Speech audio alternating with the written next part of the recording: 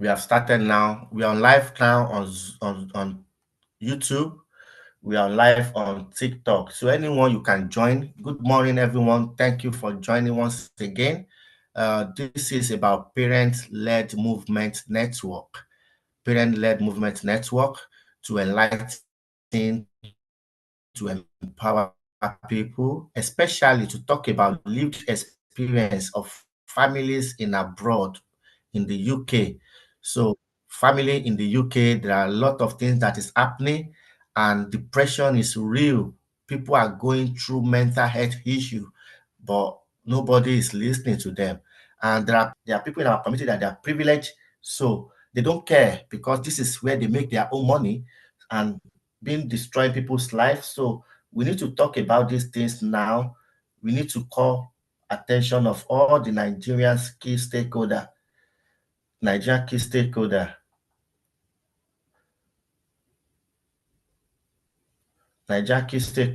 I'm trying to connect the TikTok as well. NMC scandal.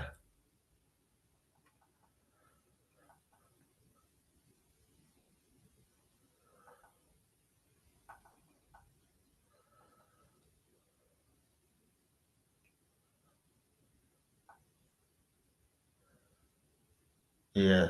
Okay. So we want to develop some plan. How do we move forward? So to start now, we need to commit everything to the hand of Almighty God because it is only God that has been helping save the woman. It's a little idea, but we can't do this alone. There are a lot of backlash, there are a lot of attack. In fact, we received an attack, a backlash from TISA University that just because they want to cover up things for the professionals, for the social workers, because they are the one that are training most of these social workers. We've got a student at that university that has not even graduated and make a decision to remove someone's child from the hospital, a day-old baby. Not until Safe Juma got involved and were able to get that child safely to their home. And all these children being removed from their parents are not getting the right support in the system. They are prone, they are open to commit crime, to join gang. We've seen a child that just joined a gang and died now, stabbed to death. Not only that, we've got people that calling the council, asking for help. They are struggling. Nobody is listening to them, but they can go to families just to involve in their life unnecessarily. And most of these parents, they reported them to their employer. They dismissed them outrightly and they lost their job from there. And the COS is being taken away from them. What's the fate of these children again? Children services are doing the right thing in some area, but in most area, they are destroying homes. So it is the time we need to call out, and it is the time we need to call the Nigerian embassy to come to the rescue. And we are going to write to the Secretary of State for Commonwealth Development and Affairs, which the Secretary of State for Foreign, Commonwealth and Development Affairs, Member of Parliament David Lammy. We are going to call out these people now. So please go on your Twitter, on your Instagram, on your LinkedIn, on your Facebook, on your TikTok, start posting this, sharing this, hashtag this, and let the world know what is happening to Nigerians, to Africans in the United Kingdom. Once again, thank you for joining. Can I have Professor Biodun Akipelu, my godfather from Nigeria, to have us an opening prayer for? Shall we pray? Let us pray. Heavenly Father, we thank you for your faithfulness. Thank you for this vision, great vision indeed. Thank you for the support already granted. Thank you for the grace to touch lives. Lord, we commit the discussions unto you that you will honor your name, that you will direct the affairs, direct our thoughts, that your name alone will be glorified.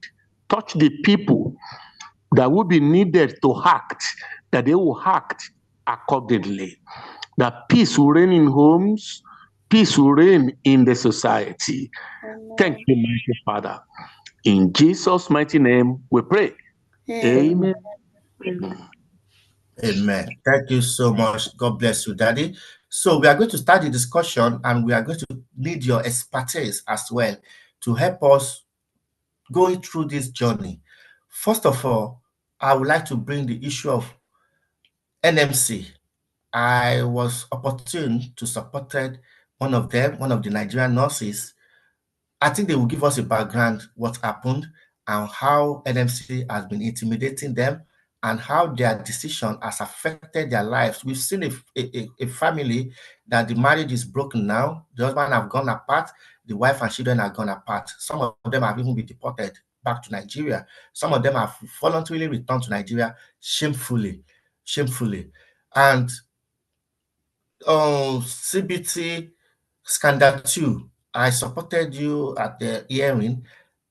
At a point, one of the NMC, what's it called? The NMC case presenter made a statement, derogatory statement, that, oh, Nigerian army are not immune to crime. They can commit crime because they get low pay. I don't know where they get all this rubbish information from, and they they were kind of intimidating and making people, forcing people to admit what is not happening with the promise that they are going to favor them. So before I bring this person, I've got a witness that can share more light on that. Oh, Community One, please tell us what Nigerian nurses are facing in the United Kingdom. Community One, unmute yourself. Community One, unmute yourself, please. Yes. Recently, And talk about when you get there. Also, don't forget to talk about the call NMC contact made to you. Go ahead. okay, recently there is this news on air from NMC stating that most of the nurses, we did our CBT exams back in Nigeria in a fraudulent center, they termed fraudulent center. Then, as this case was going on, they sent emails that if you know you did your CBT in this very center, you should go and receipt a new CBT. And in regards to that, that they are not going to judge the new CBT. Rather, they just want to make amendments. They are not judging us based on the present CBT that we are going to write. So people agreed, then went to do the new CBT. Paul is so appalling that after the new CBT, then they came to a conclusion that they are using the former CBT to judge the present CBT, that they don't care if you did it presently or in the past or at present. But the annoying part of it is this: most of us, myself for instance, I was still in Nigeria when I learned that that center is a fraudulent one.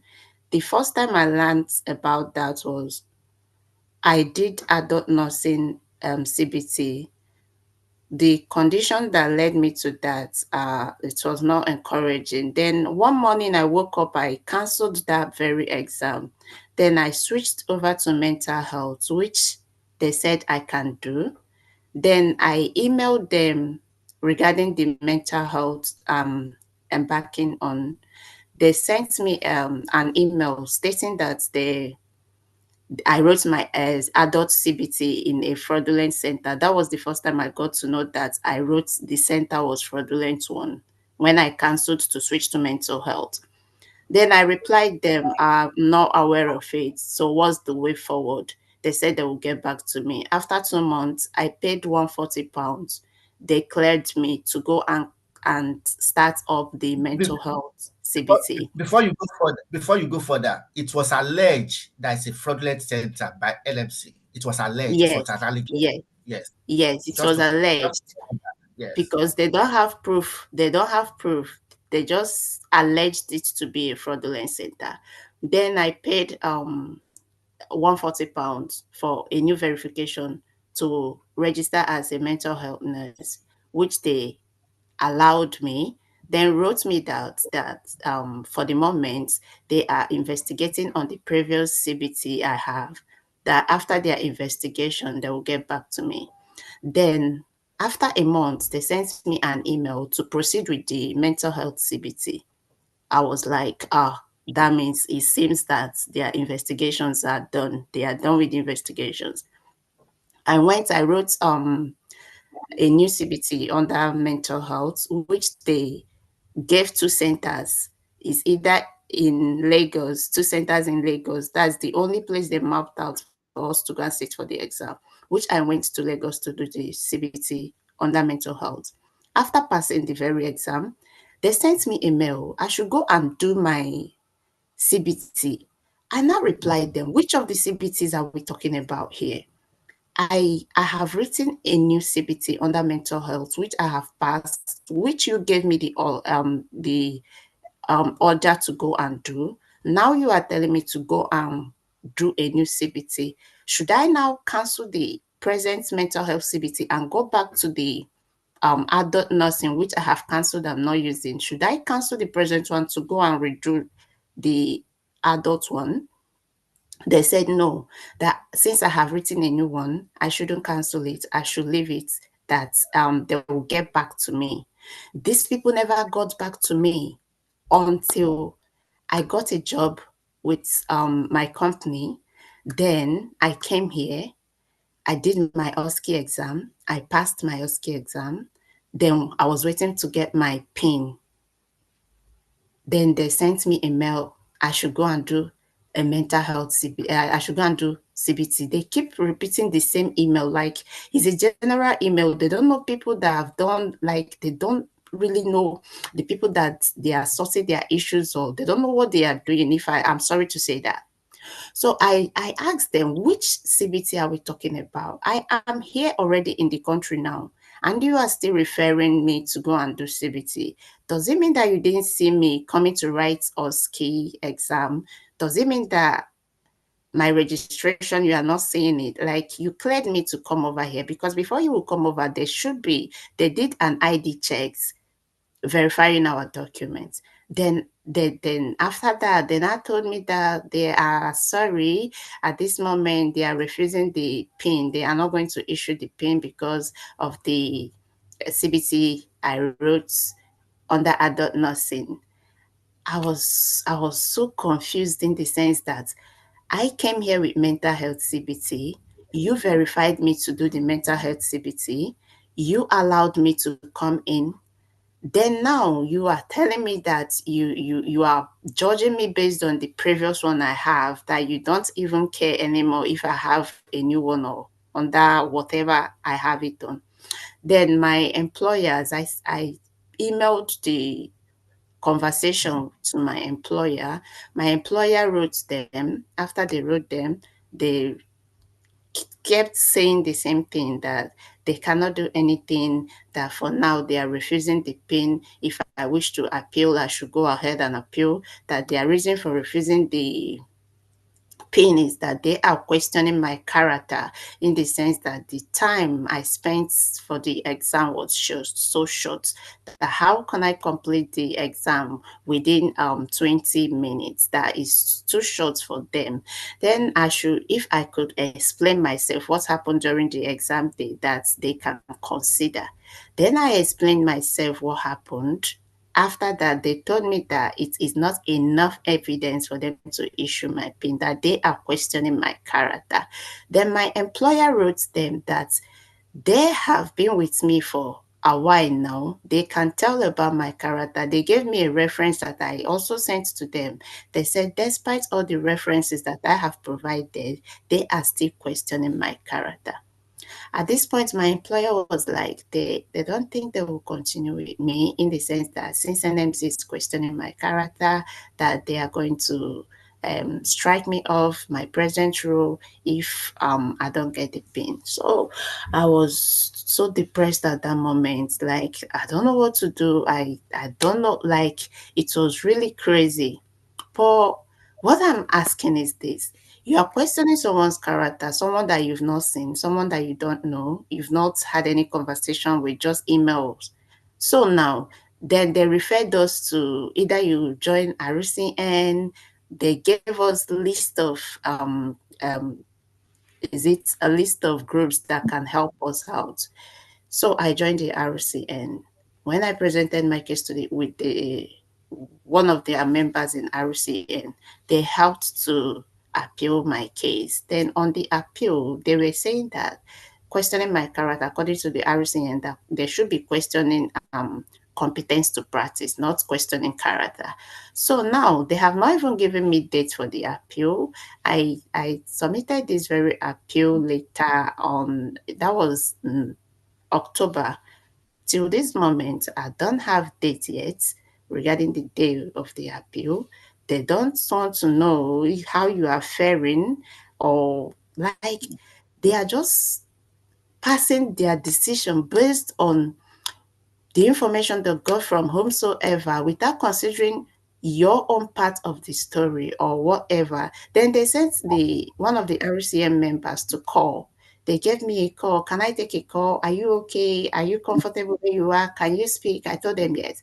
They asked me, they are giving two chances. If they are giving two chances, either a new registration or I will proceed for the appeal. That was before they made the appeal for me, the RCN. Allowing for the appeal are those that have agreed that they did it, like someone helped them or they saw the paper, something like that. They asked me, did I see did it? This very exam is just objective exam. And the NMC, they kept repeating the same questions. Count from the day the CBT started. Go to Telegram groups, go to other, even the Pearson's View websites. Before you write the exam, you will get access to past questions and go and verify anywhere, even not just from candidates from Nigeria.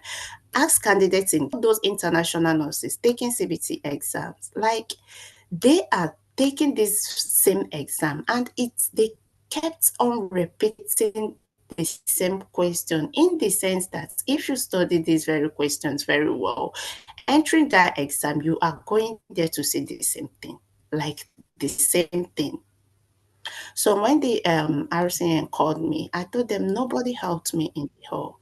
Look at the situation that made me to finish this very exam as fast as I could. So this is it. They said, okay, that since I did not accept, since I said I did not do anything, nobody helped me, I should proceed with my appeal, that they are not giving me the chance to said fine. Since that appeal, they have not replied to me, no date yet. It's taken about three months now, getting to the fourth month. No date. I keep working under pressure. A time where you will be going to work, you will be scared that you don't know if it will be the end of it today, because my employer they've told me that once this pin is not issued, I should pack my bags. They are taking the COS. They are going to send me back to Nigeria. They are writing home office regarding my state. Like you are just living under fear, under pressure, that you don't know what is the next thing in your life. Most of us, it's not that we are not working back home. We've been working. You can imagine me working as a senior nursing officer.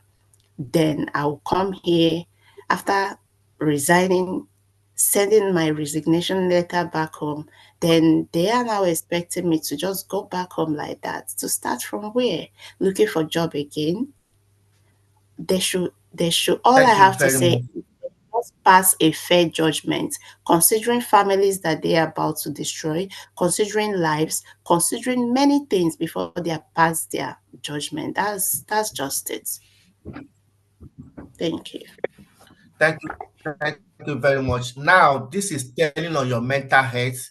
And like I've said, depression is real. Nobody's looking after your health. Nobody's considering how you are doing. And do you say that the NMC said somebody is going to call you, and the person is trying to lure you to accept with the expectation that if you do, they might likely consider you. Is that what you're saying? Is that how you feel? Or is that what I they really feel demanded? that the NMC, they didn't tell me directly that the RCN will call, or any of the groups I joined will call. But me, I feel that this is a union that they referred us to. Like, they are the ones that referred us to these very unions. They are about four to five unions that they referred us to. Then they will tell us, if you feel depressed, yeah, they know how do you feel now. If you feel depressed, you should call so number. Like, they are killing you. On one hand, they are killing you. On the other hand, they are showing like as if they care. So me, I see it that they, for RCN to call me and be asking me that question, I don't know how to feel, but I feel that they are in line with NMC, because most cases the Thank you. RCN members, they don't really represent the case very well. They will just take you to the hearing. They will be there looking at you. Those people will pass their judgments, and it is what it is. They don't even care. So that is it. Thank you very much. So those of you on YouTube, we will ask someone to be monitoring the question you are putting on the YouTube if you want to engage. Those of you on TikTok, the same thing. Somebody will be monitoring on TikTok as well. Those of you on Instagram, we will also monitor that as well. Please, let this be going viral. Share this. So your experience is similar to someone. In fact, this person is not similar because this person is already working, already had a pain, and they have withdrawn their pain. They had a hearing last year, and the decision they made that to lose her job until Safe Juma supported and we take the case back to court, and we're able to have a victory to get her paid back. But there's another hearing, and that hearing, in fact, is a big serious issue. They could not resolve the matter. So NMC CB2, take a mic. Good morning, everybody. Tell us Okay, how many nurses involved, and what has been the experience? What are you going through? okay. Um, in this situation, right, the other person earlier said about 500 plus nurses were involved in this. So for all nurses that have written their exams or tests, taking their exam in this center from year 2021, were all involved in this issue. So it started. I think it's 2023. Yeah, when they sent an email regarding that there was a widespread uh, fraud, that they got an information from there because during the exam, one of the nurses that sat for the exam maybe took a snapshot and posted it. That was the information I later got, that it took a snapshot of someone sitting by her side and posted it, and they saw it online or something. That was where the issue comes from. So, and they later sent an email to everybody that wrote exam from 2021. Even those that have been working and that have their PIN since 2021, all of them were involved. So, and we were asked to to they said they will inform our employers, which till date they did not do. So they asked us to write another CBT here in the UK, which we did, and we passed. We had we don't have an issue regarding that.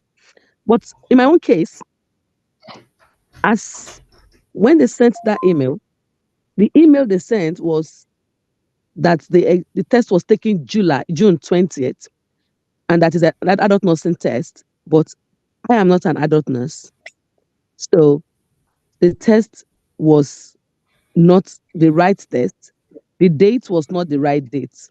So after raising an observation regarding that, NMC apologized that they were sorry. However, the data that was sent and compiled for that same does not change. It remained the same data that they said they were to use. So after receipt for another test, the CSOs, they sent an email again that there's going to be an investigative panel or something like that was set up, which happened last year. And during that panel, because I don't know, I did not get any solicitor, I did not get any advocate. I went there on my own because I believe that I can express myself. I know what I did. So there and there, just 4 hours or 5 hours after that, my pain, I was struck out from the register. So this has so much impact on me and my family, because for all those months, I couldn't work for more than 6 months. I didn't work until I took the case to save the woman who had took the case to court. And when NMC got to know that this case is dragging, the thing got up and down, and they gave me back my pin. So they now said there's going to be another fresh panel to sit for it, because they said the panel, I don't know, they said the investigative panel that did the last one, there was procedural irregularity. There was procedural irregularities. Yes, they said there was procedural irregularities. So that they accepted on their own part that there was procedural irregularities. So, and that was why they requested for another sitting. Meanwhile, during this period, my employers were not notified. The paper that they sent everywhere, they sent to us during the email, they said your employers will be informed. You don't have to do anything. If the other sister that just finished talking can remember, in the paper that was sent, they said the employer, you are not supposed to do anything. They will inform your employer. But I took it upon myself to inform my employer myself that this is what happened. And I was supported by my manager, who wrote to NMC that this person has never had any issues at work. She did her job diligently. She wrote a recommendation letter. My schools in Nigeria wrote recommendation letter. My office, when I was in Nigeria, wrote recommendation letter. All these were swept under the carpet. They did not even look at it. They did not even use it inside their bundle. So, my transcript while I was in school was sent by the school to them to know that, okay, this person that you are talking about they don't believe this person cannot do this kind of thing that you said, that fraud. And this same person have done this test, and this person has passed again. The results, the person has, because they said I had 73 in Nigeria, and here in the one in the UK, I had 78. The numeracy, I had 100 in Nigeria. Here in UK, I had 100 here too. So the bone of contention is what I don't know, why this was dragging. If not, there was something fishy that we don't know. So the another panel that was set up was yesterday, day before yesterday. So it was dragging. The NMC representative said a lot of stuff. He said a lot of stuff. In fact, I can't even explain it. So the extent that even the Save the Woman, they were dragging this matter, and till now, they couldn't reach any conclusion on this, because the head of the panel, the chairperson of the panel, said there was too much information that she cannot even handle this. So he cannot give judgment on this, because it seems that they don't really understand what was going on. Then they said that there was a data that was collated. You understand? who collected the data, we started asking questions. So other centers that they said there was no CCTV there. What happened? Why was there no CCTV in a unique center? What happened? Because other centers they had CCTV. So what happened? So it's so obvious that they were trying to hide something. They don't want to disclose it. They were trying to hide something. So I asked questions with the Pearson View representative that for an organization like Pearson View, that is the one that is in charge of exams like this for NMC, what are those things you people put in place, and why is there no CCTV? They said they don't know. So the NMC representative, the chairman of the panel, asked the Pearson View that, okay, why is it that did anybody from your organization went to go to that place for the setup of that office? Did you see the setup? Were you there? How what are those things you people put together for you to be able to say, okay, this place should be an exam center for CBT? They said they did not go there. They said a lot of things that shows that there was more information and there is more to this than made the high. So it was dragged all through yesterday, from the day before yesterday to yesterday. This is the third time we're having the end. Up to now, they couldn't conclude on anything because it was just too much information which they can't even agree upon. The chairman couldn't conclude on anything. He said he cannot give his verdict as it now because looking at it from the verdict that was given last year, which has cost me so much pain, my children, my husband, myself, I couldn't walk, I couldn't do anything. And now that I even have my pin back and they brought this issue again after writing the exam, after doing all this stuff, it was so emotional. It was so, there was this emotional trauma that this particular incident is really causing to me and my household now. But as it is now, we don't really know what is on ground. We want the Nigerian community to really attend to this because this is a slap on the Nigerian community. This type of issue, they said it happened to the Filipino community or one of the Asian community, and this was attended to, and this stopped because it's a slap on their face, and this stopped. So I don't know why Nigeria one is dragging this much, this far, and we couldn't sort anything out. No one could stand for us, and it's just like a mess. When you need us, the nurses, we were there, we came and we're there. And now it's like, you don't need us again. You're not looking for a way to just, this. We pay money to the NMC and they are using our money now to destroy us. We pay money to them. When we use our money for registration, we pay yearly for our PIN to be on the register. Is just unfortunate because we don't really know what is happening again. It's so unfortunate. Thank you very much. Oh, you did talk about CCTV we asked for the exam you did in UK. Yes, thank you. We requested for the saying, CCTV. They said that the CCTV, because we said that, okay, you said you cannot produce CCTV for unique center for us because you are supposed to produce CCTV. In all the exam centers, there was CCTV.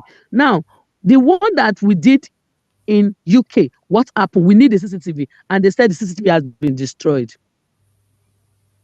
That they kept it for 1 month. After 1 month, and I will let me to understand that when there is an investigation going on, you know that these are the things that people will rely on. You need to have, these are the things people rely on. What happened? Why was it destroyed? Because if you're having forensic investigation and some things going on, you need to keep all these things. They can keep it for 5 years, 10 years when investigation is still going on. But all we discovered that they said it has been destroyed. So that calls for there's something going on, fishy. Because save the woman requested for it and nothing will happen. Not only that, you already did exam in Nigeria and they said there was an allegation of this, and they tends that you should come and do another one, which we believe they must have put every measure in place to ensure they monitor things happening, whether you are doing it by yourself, how long you did it by yourself. There is a CCTV that's already programmed and it's going to be secured, ought to be secured. The courts will be the one to get us injunction. They must release these things.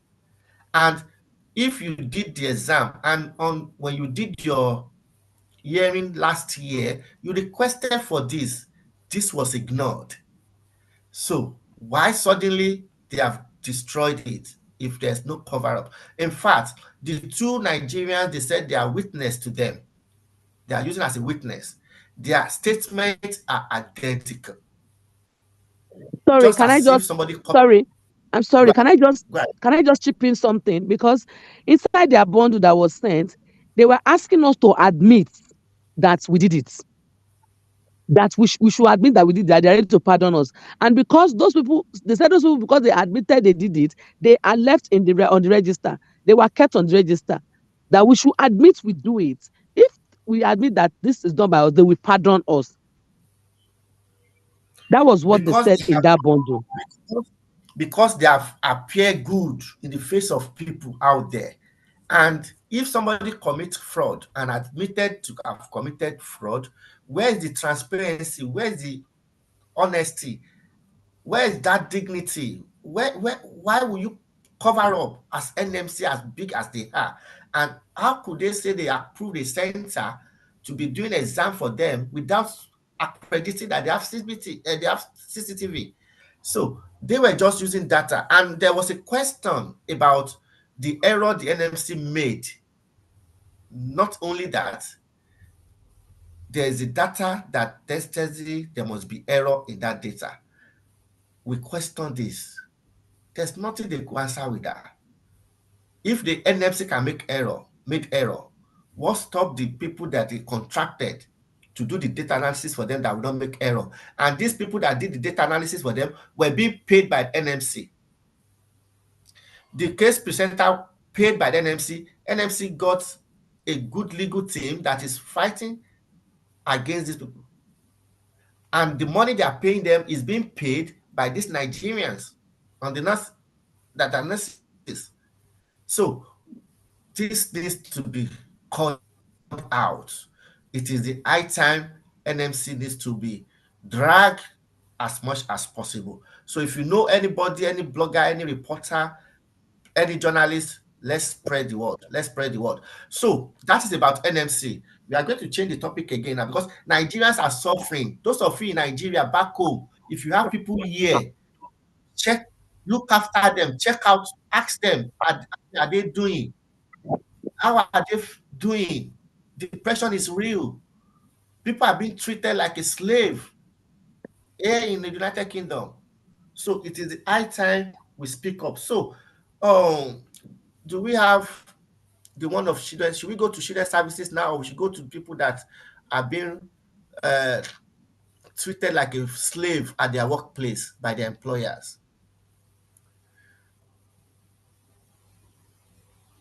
So which one should we go for now? Before we now come to discussion, what is the way forward?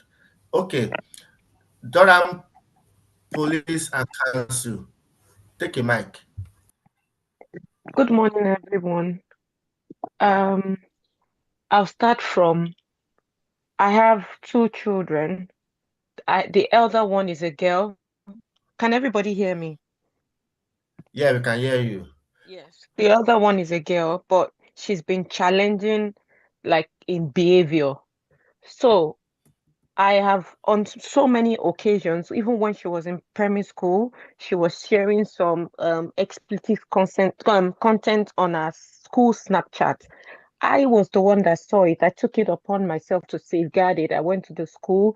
I told the proprietress at that time to please help me involve the police so they can educate her on it and likes, which was done at that time. When she got to secondary school, I discovered that her behavior got worse and worse. She wanted to do what everybody was doing, always fomenting trouble, fighting, not this thing. So, which I took with the school, myself and my husband, we always send emails to school. We develop plans for her. We go for meetings. We do everything with the school. The last meeting was in October 2024. So the last meeting, they highlighted she likes negative attention. She likes to tell untrue stories, everything, which the school highlighted by themselves. And they developed a plan for her. In December, so we told the school to be sending a report home so that we'll see how she's doing every day. In December, which I follow up. At times I leave my work, I do everything, I go there. It's not like we are not parents that don't communicate with school.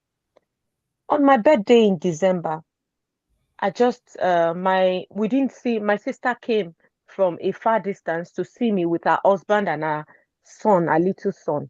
So we didn't see my husband went to the school bus. He didn't see my daughter at the school bus. He didn't see her at the bus park, anything.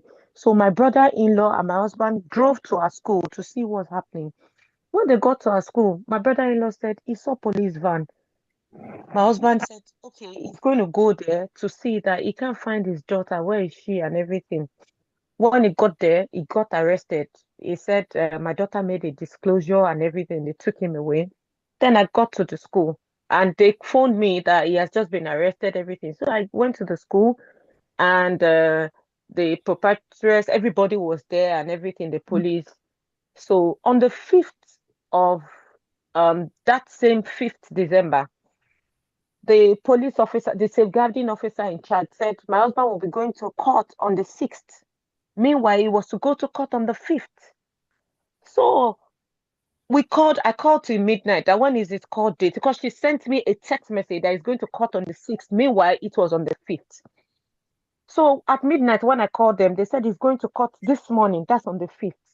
So my brother-in-law went to court with him because, went to court with him. So meanwhile, they gave me a wrong narrative of the day he was going to court. So that's already saying he's guilty. They're already treating him as guilty even before the law says so. So he went to court. They didn't come to the house to get any bill, anything, any contact for him or anything. So my brother-in-law provided this to the solicitor for him, where he could get his bill and everything. My husband is like 7 hours away from us. I told the police that we are there to everything, bill and everything. On the 4th of December, the social worker came to the house and asked me that what do I think about my marriage? I said, legally now we are still married, and that's the last thing on my mind. That until proven guilty, I have nothing on my mind. My children are the only paramount thing in my mind. I didn't know that I had offended her saying that that's the last thing on my mind, because afterwards she told me that what she expected me to say was that it was over between us, whether guilty or not. I said, okay. So she took an offense from that day. On the 10th of December, she was coming to the house, going to the children's school and everything. On the 8th of December, the police went to my daughter's school. She retracted her statement twice. So they had a meeting and said maybe I was the one telling her to retract her statement, of which I never discussed anything with this girl. I didn't discuss it. She just came to tell me that she lied and everything. I said, you don't owe me that explanation. You owe the police that explanation, because she had already done a VRI on the 4th of December. So after all this, on the 12th of December, the social worker, I called my son's school that when should I come and pick him, because and they told me that uh, social worker just called them and I can't come and pick my son. So the social worker got to my house at 1 p.m., brought a letter from the court 1 p.m., expecting me to be in a far distant court at 2 p.m. So they gave me the contact of solicitors. I got in contact with just one person, everything. I got to court at 2 p.m. And an interim care order was placed on my children. My children were taken away that same day, on the 12th. So I had to have contacts with them. Every time I go on contact, my son will tell me different things that's happening and all these things.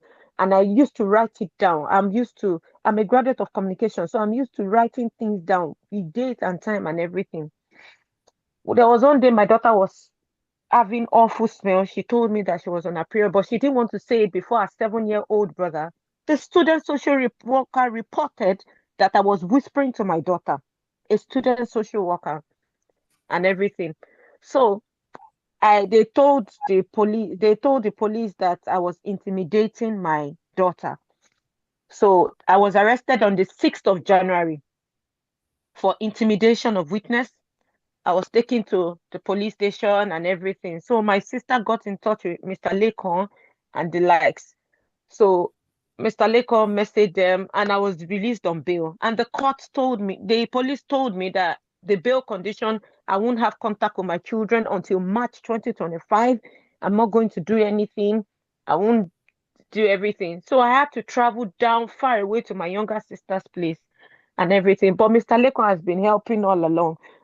Before I forget, sometimes I send messages to the social worker for 7 days. The last one, she will say she didn't see it, but if she needs something from me, she will respond. I sent an emails to the school. They won't respond. They won't do anything. So that's how it has been. It's been emotionally, physically, mentally torturing for me as a mother, because it's not like I never cried out. Most times I went to school for help and everything. Nobody was there to help me. But this time everybody is working against me. The professionals are working against me. That's all I have to say. Thank you very much for that last word. You call them professional, which is a good name they are using. But it is the high time the public needs to let them know not all of them are professional. There are some of them that they've got a title behind that professional, which we are going to make public. It is a professional criminal, professional liar, professional storytellers. We've got many of them, and we are going to be calling them out this time around. They are destroying lives. If you look at the news recently, a mother of 2 children, one is age 2 girl, and another one is a little baby, younger. The little baby son got healed and needs to be hospitalized and perform surgery. The mother is the one that called the social services that, please, I need help. I've got 2 children. One is going to hospital. I need to stay with that one. Will you please come and take one? Help me keep her in a temporary foster home. The way you usually go and, take people. You can help me do this. They said no, because she doesn't have a public fund. Oh, they said no, because of her legal status. But when you go into people's life that even have legal status, you don't care. You just go into their life. You don't give them offer of support. Now, if these people put forward family friend, you take ages to even consider those family friends. But this social worker told this mom to go and look for somebody in her community. Now, that child, 2-year-old, died within that period of time. They are even trying to blasphemy, put it on the woman that, oh, she might not even be the biological mother of that child. Now, when this matter happened, the initial concern, they won't look at it. They will start building cases, digging and asking more in the name of assessment. But are these real assessment to support, or are the assessment to incriminate or criminalize families? There are children going to care are being exposed to gang. There's one boy, 14-year-old, that was just got stabbed to death recently. This is not helping Nigerian community. There's recent case similar to this in Asian community. And they were the one that come together to support, including British Association of Romanian Community. They are the one that call out these people that it is unfair what you are doing to our community members, and they release those children to their relatives. Our Nigerian people, our Nigerian professional, privileged one, will be the one to say that, oh, if there's no concern, they won't come to your life, they don't remove children anyhow. However, these are the lived experience. These are the people's lived experience. We need the Nigerian embassy. We need the NITCOM CEO. We need all the journalists. We need all the bloggers. Please Twitter this, share this widely. I've got people on TikTok. Let me say hello to all of you. Royal Queen, Mama, thank you so much. Olorigbemi, thank you for joining. Bianca, thank you. Dewa Sarah, thank you. Omoba, thank you so much. Afternoon. If you want to contribute, I don't know whether people say something. Yeah, I guess I would like to contribute. Yes. Hold on, please. Say something. Yeah. Let me check with people on Zoom. Can you hear her speaking? Yes, you can. She's riding up, somebody taking her kids away from her. Yeah, they can. Just hold on, Mama. Hold on, Mama. They can hear you. Those of you on Facebook, I hope you can hear. We're supposed to be on Instagram. I will be on Instagram shortly. Pardon us, but you can still. Don't forget to subscribe on YouTube channel. Don't forget to connect on TikTok. Don't forget to follow on Facebook and share this, hashtag it everywhere. So I will come back to people that have been affected in their employment. There are a lot of cases happening, but our own priority is about children and families. And this thing is connected together. A lot of children services have involved in people's life that they've lost their job and they lost their sponsorship. Now, there are a lot of families that they came here on COS during COVID. They want to support United Kingdom and they've helped them, but the employer are now treated them badly now. Every little thing, they hold on to it and they dismiss them outrightly. And from there, they remove their COS and reported them to Home Office. And what next? To deport them. So we've talked about NMC scandal that happened about CBT test in Unique Center in Ibadan, how they have been molesting abusive families, nurses, trashing them, tarnishing their images. That is number one. And these nurses, they could not even afford to get a lawyer to support them. When NMC is bringing qualified barrister, well-financed, we need to ask NMC, how much have they spent in total since this investigation has happened? How much have they given Pearson VU? How much have they given the people that do the data analysis for them? Even the director that has been working in NMC for the past 15 years, she is even doing a witness to attack Nigerian nurses that are paying their membership fee, that are using their money to do this. So I believe people on TikTok are listening now, on Instagram, on Facebook, on Twitter. Please help us share this. Tag as many as possible. This needs to be published in any journalist, any reporters now. So I will come back to the employment. The man that voluntarily resigned, but they were threatening the man. Now they are going to report him to the DBS. We are going to talk about DBS shortly. So before that, we are taking a break from those on Zoom. Let's come to TikTok. Mama Bianca, go ahead. Very much. Good afternoon, everyone. As I said before, I had my sisters complaining about taking her children away. I wanted to know where she lives. She lives in Nigeria, right? In the UK. Oh, wow. In the UK. Yeah. The problem that if a social can take away your kids, what do you do? One point, because before they will take your children away, because there's a lot of benefit in UK, in Europe, just like me as I live in Europe. I'm a single mother too. My kid live with me. They never take them away from me. We went to court, me and my husband, and they asked, who do you want the children to be with? He said their mother. Fine. Okay, every weekend you come and take them. Okay, good. Depend how you treat them. Depend the love you give to your children. Because social media are watching you. Sometimes you have a kid, you have to have time for them. Give them the love you're supposed to give them, not only because of you. It's better you sacrifice yourself for your children and forget about yourself. But when you don't sacrifice for the children, you only think about, I'm a single mother, or the man treat me bad, and you want to do anyhow. Then the children, the social media are watching you. No matter what the man even complain about you, you have to be good. Because somebody will be watching you, they'll be taking control of your attitude, your children, your behaviors. So when you are a good mother today, even they'll be asking them in back of you. They'll be calling your children, they'll be asking them questions, even without you.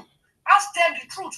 If they tell them what you are doing, because the children are watching us, everything we do, they are watching, they are watching, they may not talk.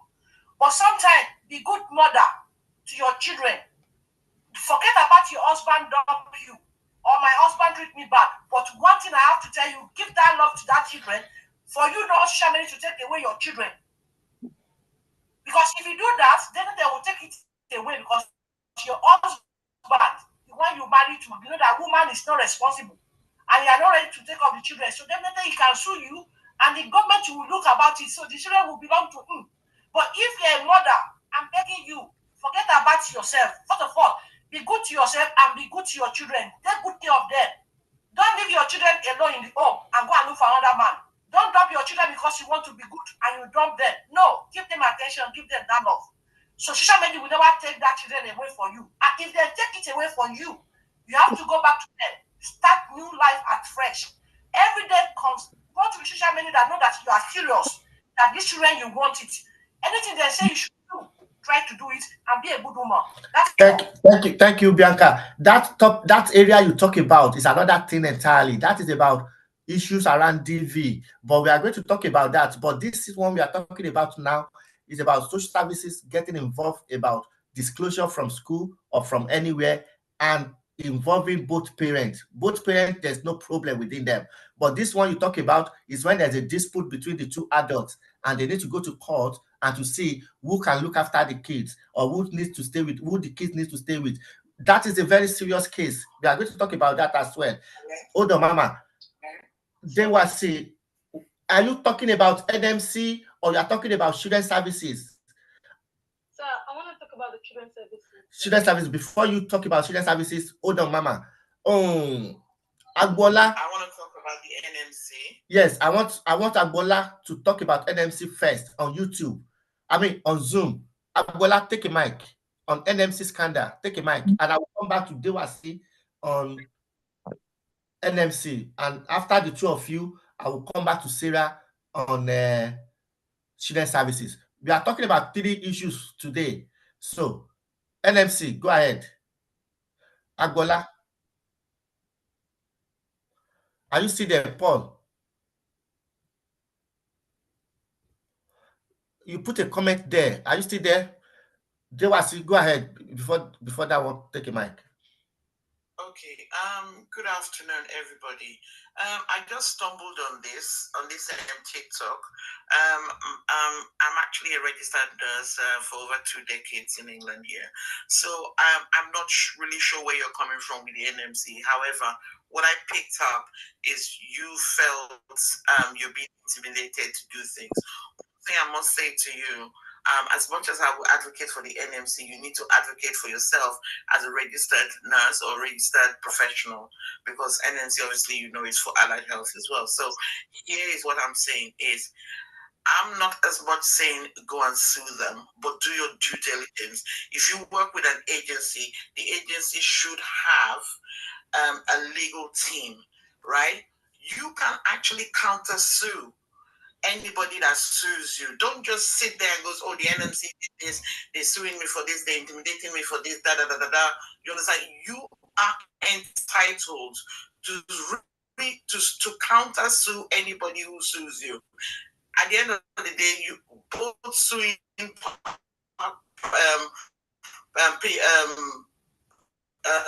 groups will go to court, and whoever wins it wins it. You need to stand up for yourself. You understand? You can't go. You got the evidence. You got everything that you need. Go to court. You understand? Yeah, like I know they say go to court in Nigeria, but here you're in a country where they take legal issues very, very seriously. If the NMC intimidates you or sues you, you counter sue. It's simple. You understand? As long as you know you've done your due diligence, you know that you got the evidence, you didn't do what they're accusing you of, you have your evidence and everything, my dear, go to court. At the end of the day, if you lose, you understand, they will actually tell you what you've done wrong, and they have to prove beyond reasonable doubts that you're wrong, and they need to give you evidence. Likewise, if the other party, NMC, loses, you understand, they'll have to recompensate you for everything that they've done to you, including if you've been suspended or registered, they will need to reinstate you, and it go back to wherever the job is. If you've been sacked or whatever, and there has to be a repercussion for anything that is done. So don't think that you're in a place where you cannot counter. So yes, the process is long. You will get frustrated because everybody wants to be out there working, earning money, trying to do the COS or the rights to live in the country or whatever. You understand? I understand that, but do not feel as if you cannot counter sue these people. And then I'll go on to these social services. I heard half of what the lady said, but another thing is, when a lot of, I'm not blaming anybody who jackpass, you understand, but what I've seen working with a lot of jackpass as a nurse, I have seen that we as Nigerians, some of us, I don't say everybody, some of us have actually brought our baggage from home and think that that's the way we live over here. Remember that we've actually got an organized system here. I'm not saying that everything is perfect here. There are one or two things that are broken here, but we have our organized ways of behaving here as well. So if you smack your child here, it is against the law to smack your child. No matter what the child did, you don't smack your child. So little things like that. And, or you shout at your child, or, there's certain things, there are ways, there's certain things that you do and that you do back home in your culture, back home, you come here, you do it here, that they frown upon it. And these are the things that actually get a lot of these jackpass, even those who have been here for years. This is what gets us into trouble. Then another thing that you said is our society, we don't have a group like trying to help our society, like Romania won't help their society and stuff like that. The problem with Nigerians in this country, and even in Nigeria, we are not united. There's even when we try to build up groups where we come, we try to help each other, there's always one black sheep amongst us. And it's a horrible characteristic that we have. And this is why a lot of things backfire on us, because we're not united. Till we get united, so there's so many things that, we will not be able to do for ourselves. And that doesn't mean that there are not good Nigerians out there. There are lovely Nigerians out there. There are lovely Africans out there. You understand? But we need to do better for ourselves, for people for the outsiders to take us seriously.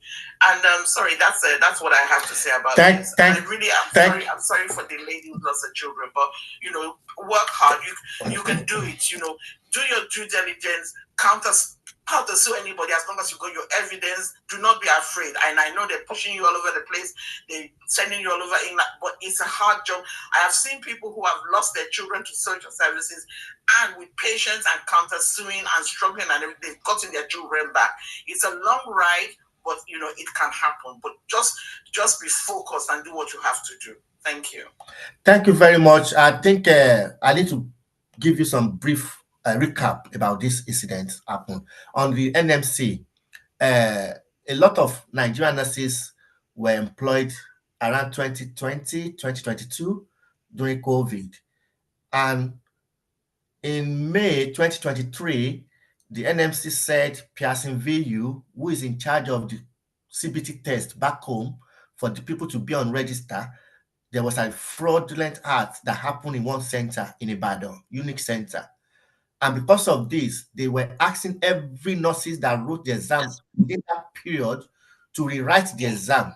And all of them they were in the UK, and they rewrite the exam at most of them go to Manchester, different center, and they passed. They passed the exam. Now, having passed the exam, NFCC said they are going to remove them from register because the time difference when they pass the exam from UK is different from the time when they passed in Nigeria. Because of that, they are doubting their character, and they remove them from register. And immediately they remove them from registered. Hold on, mama. Immediately they remove them from register, their employer dismissed them. And these are the employer that sponsored them to over here. Meanwhile, while the investigation is going on, NMC wrote to the employers not to take law into your hand. You should look out for support to support these people. But most of the employers didn't do that. Now, this, just 1 minute. Now, when these people were removed from registered, they do not have any legal representation because you talk about they should get support. How would they fund this legal? Nobody wants to do pro bono, especially in our community. It's hard for them as well. They pay so much to. We can't expect them to pay to do pro bono. There are charities out there. There are charities out there. Not even charity. There are unions out there, but they are not. Yes. They are not all of them speaking to the truth, to the power. Many of them are already getting funding from the system. Many of these unions have association with this NMC. NMC is not a small body; it's a big body. Let me finish, Mama. Let me finish, Mama. So one of these nurses, we supported her and take the matter to court to appeal and challenge that decision. And it was found at the court that there was procedural irregularity from the NMC investigation committee panel meeting, hearing, and they quashed that decision. That was how we got the person back on registered, and they pay for the legal cost, part of it from there. Now, let me tell you something. This person was judged based on data that NMC contracted an organization to do the data analysis for them, and they used that as evidence. Not only that, the employer dismissed her based on the NMC outcome decision for removing her from register. Now, all these decisions were now found faulty, but consequences have been done, and we have supported this parent, got this thing back. Now, she needs to go through another panel hearing. This is what they are going through now. Many of these couple nurses, they came with their dependents, including the partner, the children. They lost the job, they lost the COS, they lost the right to live in the country. They have a lot to follow, a lot to battle now. You know what I mean? So this is just a recap of what has happened. I will bring you back again because I need to go to someone else now. Just hold on, Mama. Just digest what I just told you now. And if there's any further reflection, you can. I will give you a mic shortly. Oh, I do. Okay, thank you. Agbola, are you there? Agbola is not there. So, yes. Are you there, Agbola? Yes. You put a comment on NMC matter. Can you read that comment and buttress that point, please? Okay. Just a minute, please. That's fine. That's fine. Take your time. Because this is a matter we need to expose. There are lots that our community needs to do, but at the same time, we should be focusing on where the system does something wrong, because the system are well resourceful. They have their finances. Family are struggling. It's costing them mental health, depression, and the union they are supposed to support them. Not all of them are saying the truth to the power. I said people are vulnerable. Sorry. I said there's not people to accept that they are guilty.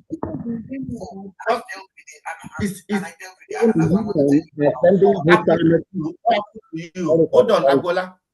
Hold on, Agbola, please. What happened to you, Mama? Is this CBT test at Unique Center in Ibadan? No, that's the NMC. That is a separate thing. Yeah, that is what we are. That is what we are just. Yes, the way, because people have come over here to rewrite the exam in the UK, and they passed. What is this is what I'm trying to. This is what I'm trying to. I understand where you're coming from. I'm trying to help here.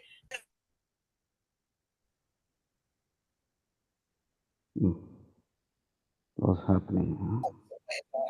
I'm not really into this course thing because I don't know how it works. But obviously, somebody would have sponsored you over here. The agency who sponsored you over here should have a legal team, right? That is, if you did not buy your, because I know a lot of people are buying their course and whatever, and they're doing dubious things as well. If you came legitimately with a proper recruitment agency, they should have a legal team. They came. Also have legal nurse legal practitioners. Mama, as well. Mama, they came legally, and the agency that brought them here were the one that even put them on disciplinary action because of NMC decision. They are not the one to even support them. They are adding more salt to it. They cause them even more pain than what NMC is doing to them. Agbola, go ahead. You're getting too emotionally involved in terms of. Hello, please. Agbola, hold on. Let's please. This discussion is not an argument. It's a discussion. We are just. How can we resolve this issue? Hello. And I resolved my issue. I've worked with the NMC for over 2 decades, and I was never removed from the register. But how I dealt with the NMC, they actually stood down. Did you say you work with NMC, or what did you say? Or you work as a nurse? I am a registered nurse with the NMC. Fine. Fine. Now, we are not talking about this now. People that have this lived experience of CBT Unit Test Center is what we are talking about. Number one thing we are talking about is that obviously you don't need our help here. That's fine. Don't take it personal. What we are saying is this. Personally, you are not taking it personally. What I'm trying to understand here, you've told me the whole scenario. You summarized it, so that's fine. My thing here is do your due diligence. They've said you've done this, you've done that, you've done that. Okay, gather all your information and countersue them. And I know that you're saying that they don't have a job, and that is why sometimes when you don't plan well, you understand, it comes to bite you up the ass eventually. Now, when I say like it wasn't deliberate, but what I'm trying to say is if you're going to a foreign country, I've worked in foreign countries before, don't take the whole family with you, right? Because like God forbid, things like this happen, and the setback is because obviously you don't have a job to look after your family. So your hands are tied. You understand? Because obviously whatever little you have, you don't want to be using it to get a solicitor or whatever. You want to look after your family. So I'm not anyway, never mind. Mama. Thank you very much for that. Your name is Emily, not Mama, please. Emily, I saw you was there. Sarah, hold on, please. Oh, someone in the comment section, defender of the people, saying, you have brain. If they will listen, fine. And after that, he say, host is never listening. That is fine. If I'm not listening, if that's how you feel, then that's good. You can come up and speak, or you can go and create your own platform. Okay. Secondly, we are not talking about experience of this. We are bringing people that have the lived experience to share what they are going through, because there are three key things. If they want to gather their evidence and fight this matter, there are fact material they need to put in place. And one of the things they are asking for is the CCTV of the exam they did, which they said there was no CCTV in Ibadan. Now, they asked them to write the exam in the UK. Where is the CCTV? They said they have destroyed the CCTV. How? So sudden. And there's nothing. What will be the key strong evidence for somebody to say I did not go through fraudulent or using a proxy if the NFC, as big as they are, they cannot produce the CCTV, which this registrant have been asking for all this while. Now, I will allow another person to talk from the Zoom. So we are not here to fight each other, because we are here to bring brains together to support each other. And there are a lot of issues that are affecting people. Our own focus work is around children and families. But because these things are linking together, that's why sometimes we take an interest. We don't have that resources to go through this journey.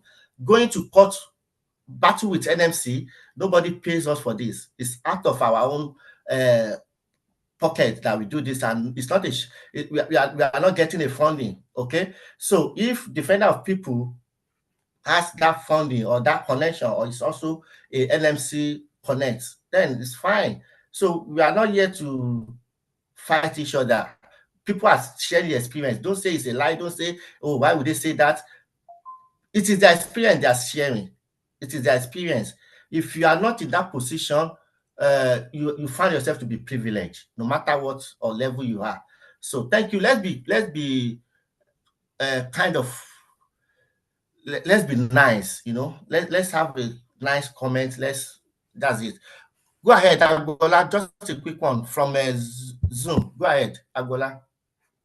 Thank you, host, for all you've been doing and for even giving this opportunity for people to be able to express themselves. Many have been dying, going through stress from mental torture and all sorts of things. Their families are affected and they don't even have an opportunity to speak out because they don't know where to turn again. So for you even giving this opportunity, I say a very big thank you. As to not being able to pay you or not sourcing for resources somewhere, I trust that God will help you because you have decided to help the people. Like I said, I had a friend who had to go for their panel in December. All I have observed now from the many in their group is that they keep forcing them to accept they are guilty, just like the lady who gave her testimony here said. They keep persuading them that if they accept they are guilty, they will overlook and waive whatever they have done. But in the end, they come up with some other things again that block their way. That's number one. Then even him, at least I witnessed that one, he was being grilled for 12 hours. He came with someone that could assist him bring out his documents to support him. They said they are not allowing him to bring anybody. And they brought 15 men to face him. And they grilled him for 12 hours. not allowing him act when he tried to reach for paper. And while he was there, NMC was busy barraging him with messages that he was trying to open emails to confuse him, to make sure he doesn't have the concentration to answer what they were being asked or what was being asked. And in one of the emails that had been sent to many of them, Person View admitted they knew there had been a problem with that center for more than 2 years. They never notified anybody. They never gave any reason for anybody not to go there. So they, in my own opinion, have been encouraging the fraud going on there. But nobody is putting it to their face because they feel they can go with it. And then they feel they have lawyers. They come with 15 legal persons that will grill a single person for 12 hours and tell him he's not allowed to reach anybody, and they will reach a verdict that same night. I pray that God will raise up somebody from the Nigerian government side who will say enough is enough to these things. They have damaged many families, damaged many psyche, and render people to feel they are worthless and useless. Meanwhile, I know some of these people, while we were in class with them those days, while we had courses with them, they were the best in their class.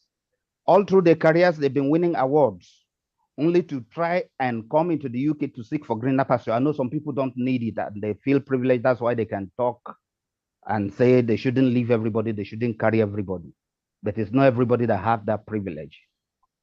So, but the thing is, I don't think the fact that they tried to come help UK that has issues from the time of COVID should be what will make NMC team up with, even sometimes the union that they direct them to join, the same union fears the NMC because their own names and their members are also on that list, and they must still need favor from them. So in the same way, and what they will tell you is that don't bother. The decision has already been taken. They're not going to look at anything you have to say in the appeal.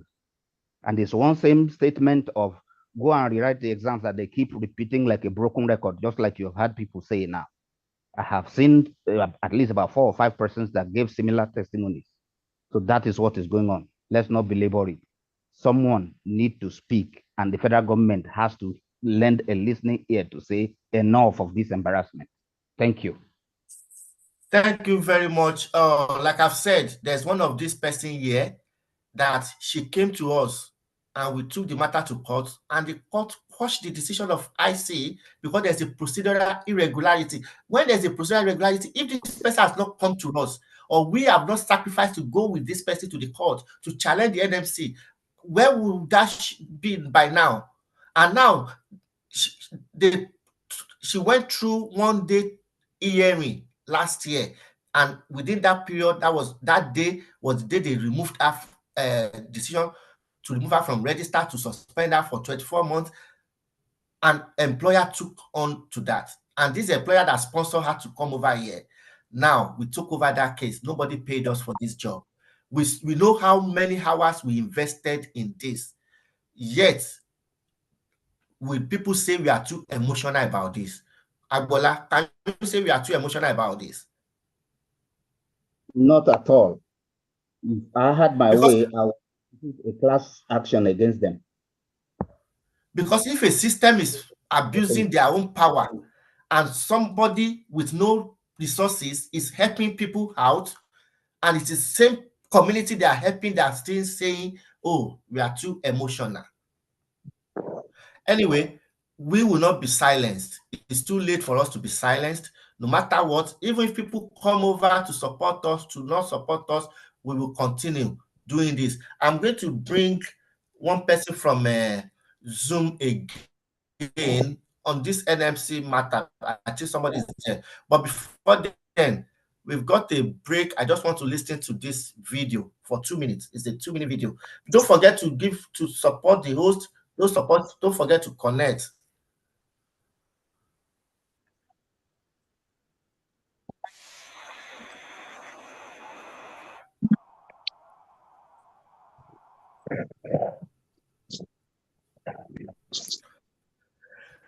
Somebody, please mute yourself if you are not talking.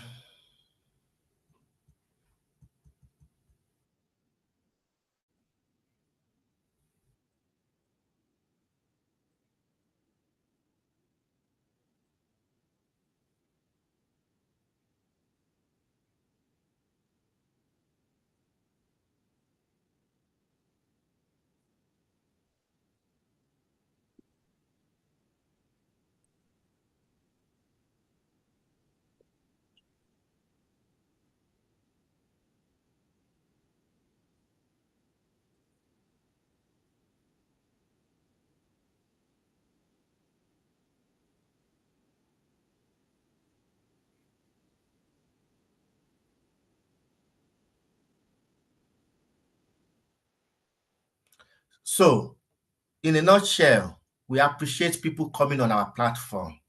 And at the same time, we will plead with people to be respectful, to have that empathy when they are making comments. They know people are going through this turbulence period. People are dying. We've seen a family that their homes have been broken. The wife was the nurse she came here with her partner, with the children. But when the NMC struck her out from the register, uh, the employer dismissed her. She has to go back home and husband go apart because they believe they've everything they've had, they brought it here, but it just go in vain like that. So please, we are saying people are going through a lot. If you're too quick to say if people don't do something wrong, they won't criminalize them, they won't attack them, don't worry. It might be a day on your part. But if you are opportune to support, to heal that wound, to give that good words, speak out wherever you can, help people out, the little way you can. Little things goes a long way. And if you deem it necessary to support us, or you are expertise, you've got that experience in any area, please, we welcome, we are open hand. We need more support. We can't do this alone. We've got a Just Giving page. It's on Twitter now. We will share it as well. Those of you on Zoom, if you can afford to donate, or if you know anyone that can help, please share with them to donate. And also go to our YouTube channel, subscribe, follow us, and join the membership on TikTok as well. Please connect, support the live goal, keep tapping, keep sharing. We just at 6.2K. When there are some program, people might be at 50 million, we would continue to do the little we can. So, NMC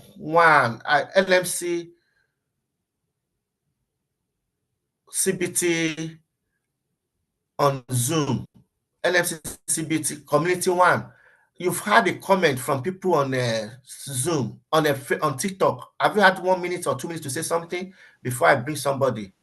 What can you say to the comment you have had so far? And so far, I don't have anything to say other than what I said before. Like the NMCs, they've got the power. Suing or counter suing them, you will know how long you've been in UK. You will know the law. You know the solicitor to meet. You have the money. Like myself, that just came recently, that it's not been up to a year I came. So there is no way I can source the money to sue, counter sue, and all those things. So that is just it. My employer brought me. They recruited me. They paid for my flight ticket. They did everything for me. So now they are backing off. Instead of them to a kind of support to see how this goes, all they are saying is, once NMC make their decision, we are taking your COS, we are taking the job, you are going. They even went as far as telling me that I'm going to refund them the money that they sponsored in bringing me. Like, you came into a country where you've not landed yet. Like, you are facing challenges of going to the court, suing, counter suing. Like, you don't even know the law to start with. So I feel that God will use you and other communities to speak on our behalf, in the sense that we don't have money to run this now. But I keep saying they should pass a fair judgment. Whatever the judgment they are taking, they should consider both sides. People are being depressed. People cannot rest. People are working under pressure. People have been through a lot. Some people even tried attempting suicide, but they don't care. So there's nothing else I have to say over this other than God will we use encourage people to speak for us. we encourage people to join union, and you are part of RCN. How have they been so far? Since I What joined RCN, they've not for one day checked up on me to say, how are you doing? Even when I will call, they are busy. Before they will pick my call, it takes ages. So I dropped. Even there is a kind of, I keep saying it, on one hand, they are killing you. On the other hand, they show they care. Like my employer last time told me that, you can imagine, I wanted to change a apartment. Where I'm staying is far from work. Then I got a new apartment close to my workplace. Then I wrote my employer, I want to change my apartment. Then, regarding the case at hand, should I move into a new apartment, or what do they think? What they told me is that I shouldn't move into a new apartment, knowing fully well that if these people didn't grant my PIN, that I'm leaving, that I should have it in mind that I am leaving. Then I should also have it in mind that I'm going to refund them the money they sponsored in bringing me over. Like, you don't even know what to think of. The RCNs, they are not helping. Some of the employers, they are as well not helping. At least we should sort the first issue before getting to the second one. I have somebody that is battling with NMC at hand. We are not done with NMC, and you're coming up with the statement of, you are leaving, we are going to take this from you, we are going to do this, we are sending you back. Come on, what do I now think about? Am I thinking about the issues with NMC? Am I thinking about the work pressure? Like, it's not encouraging, but So the sorry to team hear are not that. helping. Thank you very much. Defender of the people, thank you so much for staying back. Thank you for the comments so far. Please take a mic. I don't know how long you've joined before you put comment there, but please feel free to take a mic for 2 minutes, please. Defender of people, defender of the people on Zoom. No, on TikTok. On TikTok. Hello, my brother. How are you? I'm fine. Where are you streaming from, sir? I'm streaming from the UK. Okay, go ahead, Papa. Hello, everyone. Thank you for the great work you are doing in the community. I just joined when you were talking about the grievances NMC is not listening. And the lady was telling you her experience and how she went through, and that she's a registered nurse. So I was like, it would have been better if you listened to her, because she was making qualitative points. On my own ground, when it comes to those coming to the UK right now, as you said, we are facing high level of inequality. We are facing challenges when it comes to mental health for people who are on COS, mostly those who came to work as a registered nurse in the UK. The solution is simple. In my own experience, when it comes to working in health and social care in the UK, we have you right now as a platform which is listening to people.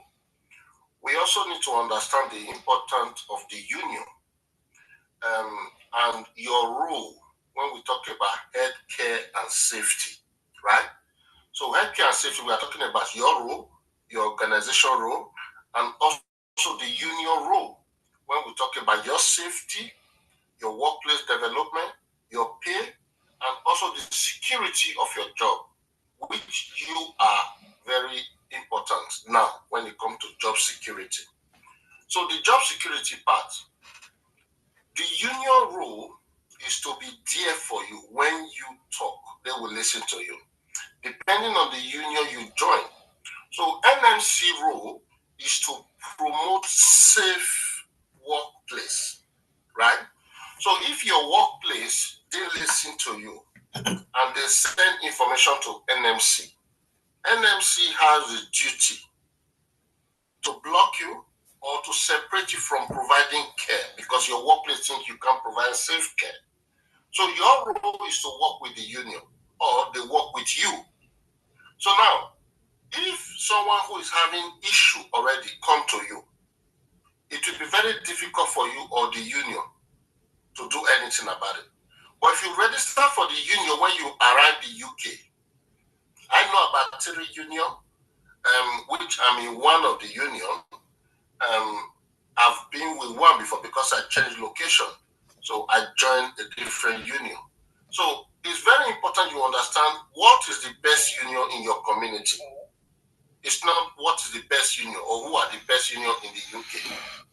Every community are different. UK has almost about 500 workforce title in the health and social care service, right? So if you join a union that is not in your own work title, you are just there as a healthcare professional, you won't gain benefits from the service they are providing. Because job security is very important. Very, very important, especially when you have children. You came to UK with family. A lot of people want to survive under you. So job security, we need good education, what is happening in the community. I tell you what, there are discrimination, right? There are tribalism. There are many, many things happening. But if you don't have the right communication, the right people working for you, it's not like Africa where we can physically or emotionally fight our way out. It won't work in the UK. It will not work.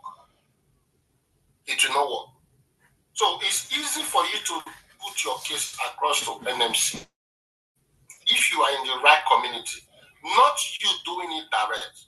Because me, I don't have the right communication. I have to speak to my union. Then my union will use their own methodology when it comes to their own way of saying what I want to say. Right? I don't know if it makes sense. I might want to say it, but my emotion might not be balanced for me to express myself. Based on the problem I have. So having a community is the first approach I will advise. There's nothing like this is the best community, this is the best union. First, where do you belong in the UK? What organization are you working for? What trust are you working for? Is it Mental Health Trust? Is it West Midland? Is it London? Is it East Sussex? So you need to know your trust. When you are communicating to union, these are guys, majority of them are volunteer. If you are not aware, majority of NMC, they are volunteer, right? So if you are trying to force them to do things you are not communicating to them, they are not interested in you, just like you as a registered nurse. Your employer is not interested. What everyone is doing is patient-centered care job role. That is what everyone is doing. You gain that job to look after somebody. Your welfare, your well-being is your responsibility, right? And if you are not okay, you are stressed, you start that work. That is against NMC in the first place. If you read your professionalism and trust code, you have about 5-6 code of conduct in NMC. If you study in Nigeria, this is where problem are now. We have majority of problem in Nigeria, in Ghana as well. Ghana, don't forget that Ghana, they are not able to give you reference, right? They are not able to have a database of this student qualifies so and so day, this student have this proof or whatever, right? Now, I am aware that we also have a problem in that community when it comes to inequality. They said these guys are 419.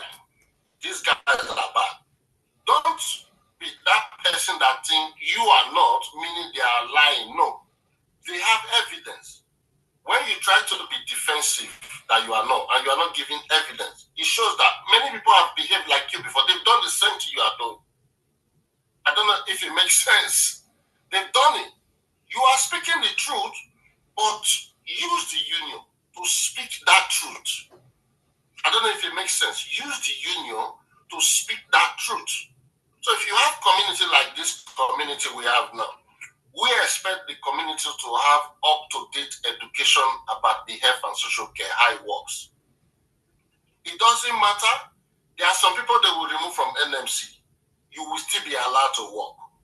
But if you cannot solve your problem with NMC, they will remove you from, you will have DBS problem. Those are the things we are not looking at for. We just need to find, okay, this person cannot work in hospital, or he can work in this department, or he can work in hospital, he cannot do nurse anymore, he can work as support worker. You know, These are areas we need to be. What are the way out? Thank you. Otherwise, majority of organizations that are brought up when we talk about COS, some of them collect £20,000. I met someone last time from individual. You can imagine. So we need to help these people. We need to listen to them. That is why I was saying in the comment, let's have the attitude of listening first before we talk. Everyone is important. Thank you. Just like you are only important because you have a platform, I will lie to you. But thank you very much, sir. Thank you very much. We gave her time as well. I don't know whether you, even though we don't know area she's talking about, but we actually gave her time to explain, to give us details. But we find out that different cases, different issues in this country, and people back home, they don't even know what people are passing through here, and they still put their own pressure on them. They still put their own demand on them, and it's telling on the mental health. And if it's affecting parents, adults, we don't want it to translate or to aggression to move over to the children, because we as our own work is around children and family. Our own work is around children and family. Sir, if you check my video that I did 2 weeks ago, it was one language. I said no more COS in 2025 because of 0-hour contract. We are not reading our contract. Do you understand? Yeah. So some of us are not getting shift. They are not calling you to come and work. You think they are doing you bad, not knowing you are under 0-hour contract. That is it. That is it. Thank you very much. I will still bring you up. I've got somebody that's about to leave. Sarah, go ahead. Unmute yourself from Zoom. Thank you very much, sir. Contribute before you leave. Yes, sir. Good afternoon, sir. Thank you so much for this platform. No, I brought her. I'm on Zoom now. Yeah, thank you very much. So I'm just going to rush because I have contact in a few minutes. So I'm going to start with the major issue we have as Nigerians in the UK is people criticize everyone a lot, so people don't get to come out. So when they have issues like this, especially with I'm talking about the social services, they don't come out because where the criticizing comes from are the Nigerians within the system. So the Nigerian social worker is going to be telling you, if you didn't do anything wrong, they didn't take your child. They won't take your child. Which we also forget the fact that, and then everyone is saying, oh, because of this back home, this is what we do back home, this is how they do back home. We've forgotten the fact that a lot of us that came over here to the UK are learned, and even smacking of children back in Nigeria would not work with a lot of people from this generation. I personally would not even, no teacher would even ever smack my child back in Nigeria. Talk less of me smacking that child here in UK or even back at home. That is what a lot of people tend to get wrong. Now, if there are issues, we have issues with social workers. I really can feel the pain of the lady with 2 children. I have 3 children, and it's 1 year today my children got taken from me, and I'm still on this issue with them. And it's an extremely stressful process. It is as stressful as ordinary when you sneeze and a social worker is there, they tell you didn't take permission for sneezing. It is that bad. I am telling you, I've had the first-hand contacts with different social workers in different counties. So I can tell you one-on-one. You bring up family friends, they are telling you, they find everything, they scrutinize these family people such that they run away. They don't even want to go ahead with taking your children, taking your child, or because they are asking the questions that they don't even have answers to. The other lady was talking about legal. Yes, you seek legal counsel. How do you seek legal counsel when you don't even have the funds? You don't even have money. You want to sue them. How do you even go ahead and suing them? You don't even know their loss to start with. You don't even know a lot of things. You're trying to settle in. You're trying to get into the system. You have an issue. I personally, for my own case, my child eats his head. My child had eaten his head on the door and in the court as well. So I was one that took him to the hospital by myself and said, oh, my child has had an injury. Like I brought him to the hospital. You're saying, oh, how did he incur this injury? I'm saying, oh, he rolled in the court, and saying, and then the next thing, oh, is that a fracture? Oh, the injury in the court could not cause it. Oh, it was icy. We also slept at the front door, and maybe that could have caused it, but I wasn't sure. I didn't know if he eats his head that bad, because normally when you're back home, when a child eats it, you just rub the head and that's it. And that was it. And then social workers became involved.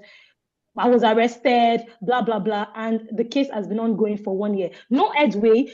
Intentionally, this case has been delayed for 1 year. I can say for 1 year, we've not had fact-finding hearing.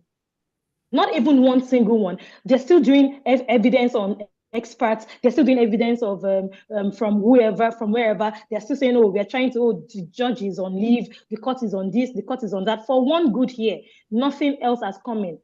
So for that lady that is saying, oh yes, they said she spoke to her child, she whispered to her child. It is your right to ask for an interpreter.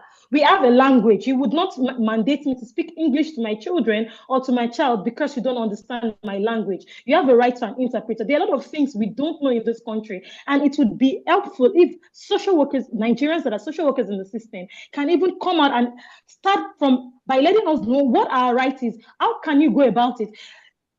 Give us avenue to seek counsel, to talk to people, to be able to talk about these things, to be able to talk to people. I have Mr. Lekon got involved in our case. I recommended him to the social workers. I said, oh, they don't know him, or they're not doing they don't know him, he's African. They can give me a white advocate. This is the problem we have. I don't want a white advocate. I want somebody I can relate with, that can understand what I'm saying, that we speak the same language, or can really even understand what I'm saying.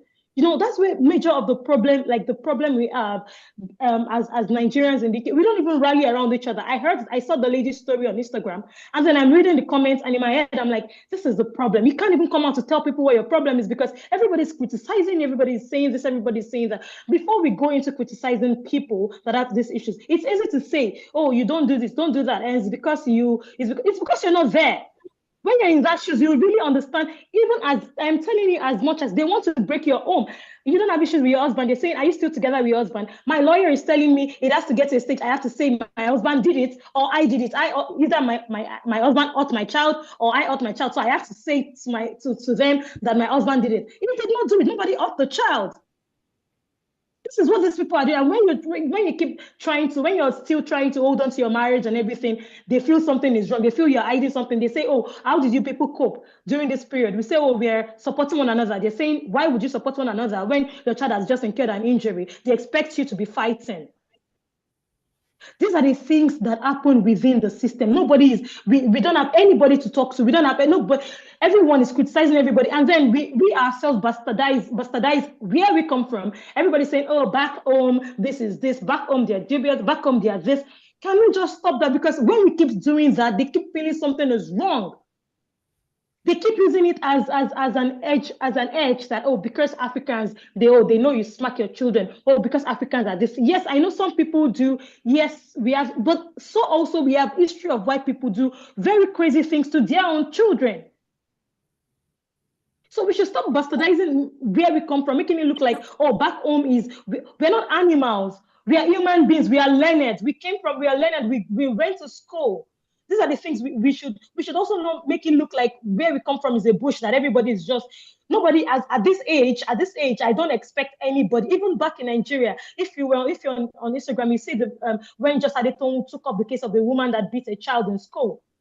These things are coming up even back at home now. They don't take it serious. So when we always say, oh, back here, you will smack your child, you do this. No, we should stop it. It is not fair on people going through this. There are a lot of people going through this issue, but they cannot come out to speak because we are the ones that would first criticize ourselves.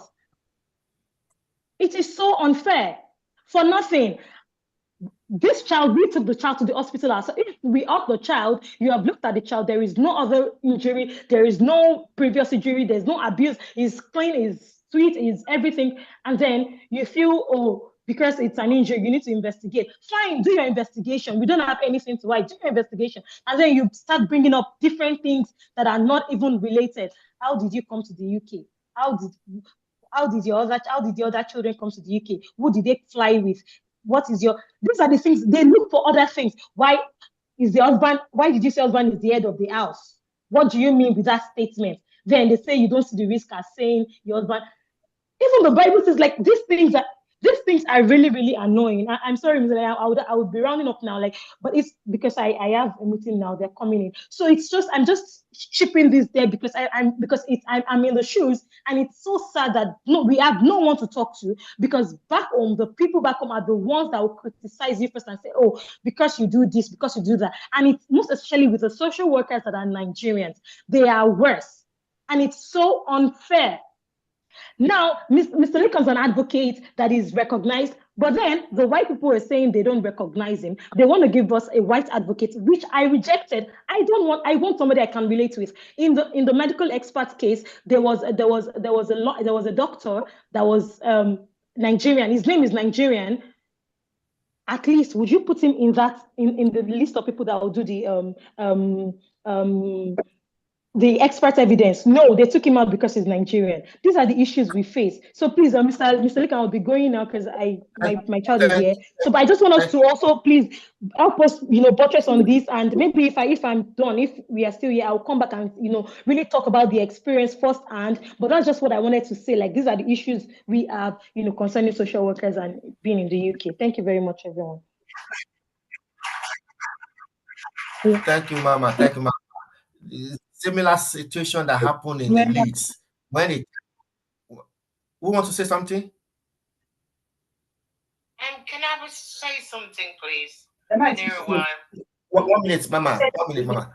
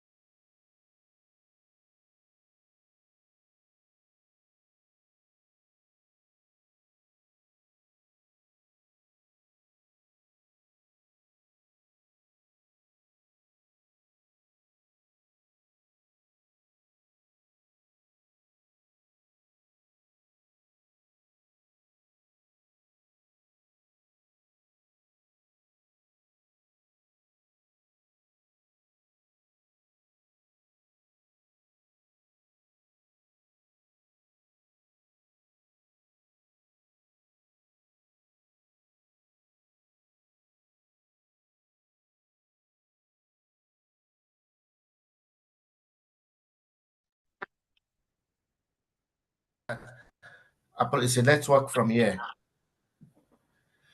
It's a network from here. So sorry for that. So sorry for that. Mommy, God over everything. Please take a mic. 2 minutes, please. 2 minutes. Take a mic. Because I need to go. Okay. I need to go to another child protection meeting shortly. But and I've got few people that still need to speak here. We might need to come back. We might need to come back later in the evening. 6 o'clock. We might come back later in the evening. Go ahead. Yeah, okay, I'll take myself down. Somebody else can go. No. Go ahead. Go ahead. I've been with you guys, with the issue is, and as an ex-teacher in the school for the past 15 years. I want to see if I've moved it. You see, this country, especially the UK, everything is about the child welfare. Your child welfare is paramount to our interests. Whether you're a mom, dad, auntie, uncle, teacher, doctor, lawyer, if a child turn up into school and we feel that something isn't right, that's the reason why they have PE. And we take them swimming, we take them PE, we notice bruises on them. We can see in the child's face that something isn't right. We can know if they're hungry. The child does speak. And, when you guys are saying to the children, what's happening in this house stays in this house. Children cannot keep secret. They come in school and they'll say, well, Miss J, this is what happened last night. Mom and Dad, they were arguing. I was up till 3 in the late. The baby was crying. Mom was screaming, Dad was screaming, there was a fight, my baby brother was crying, I had to go in the room.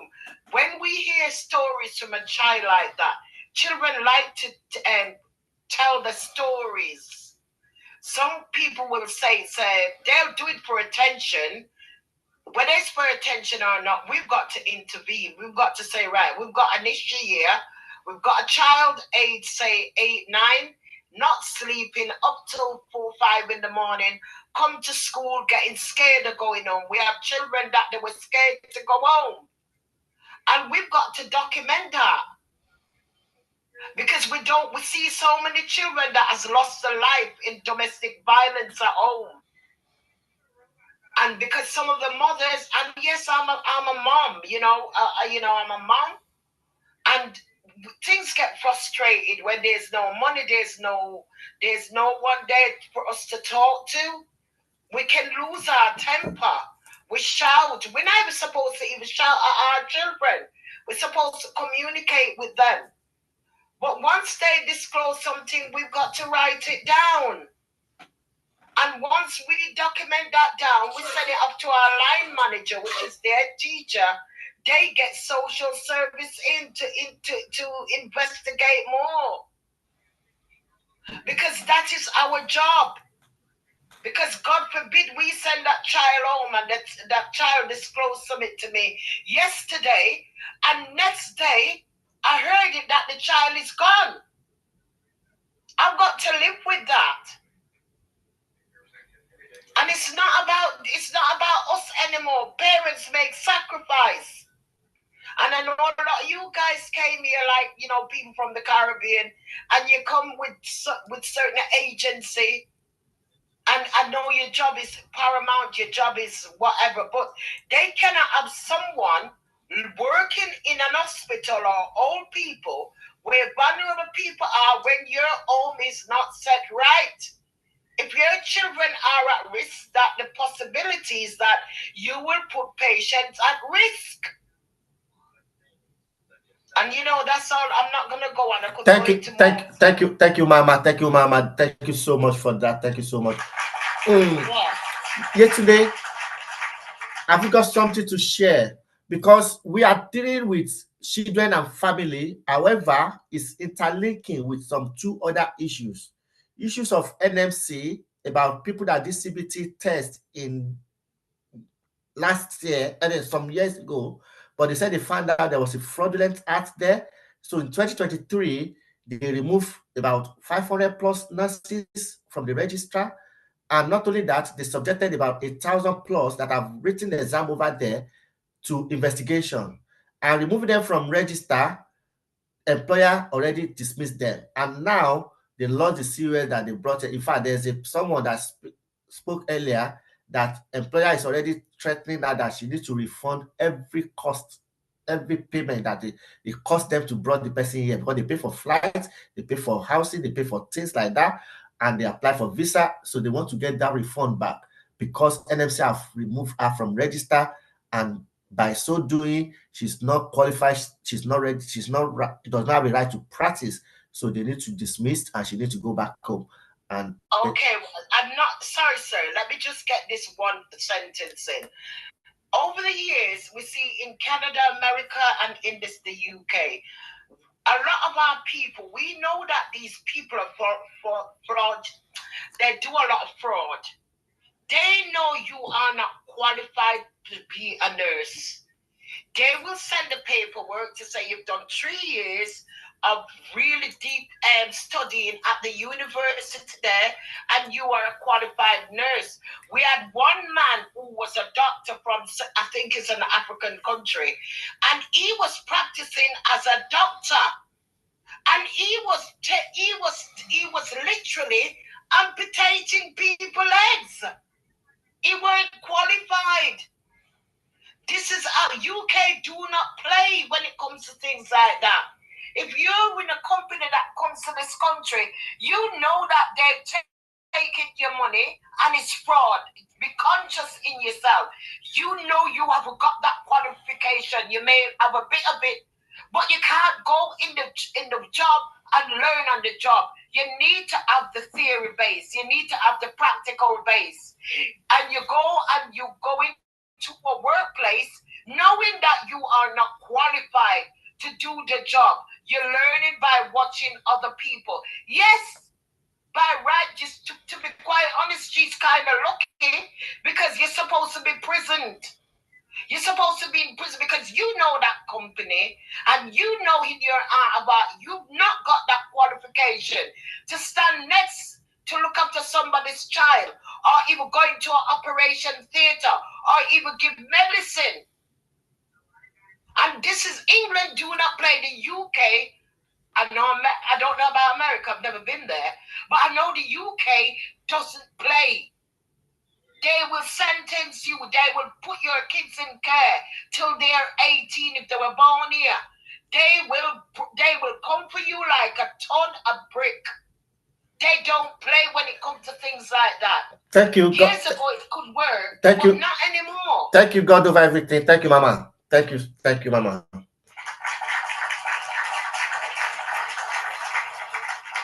Before I come to Zoom, yesterday I've got something to say, and Damo, I will come to you as well later.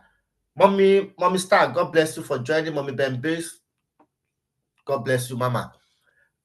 Oh, do we have the person with employment care line here? Are you on the Zoom?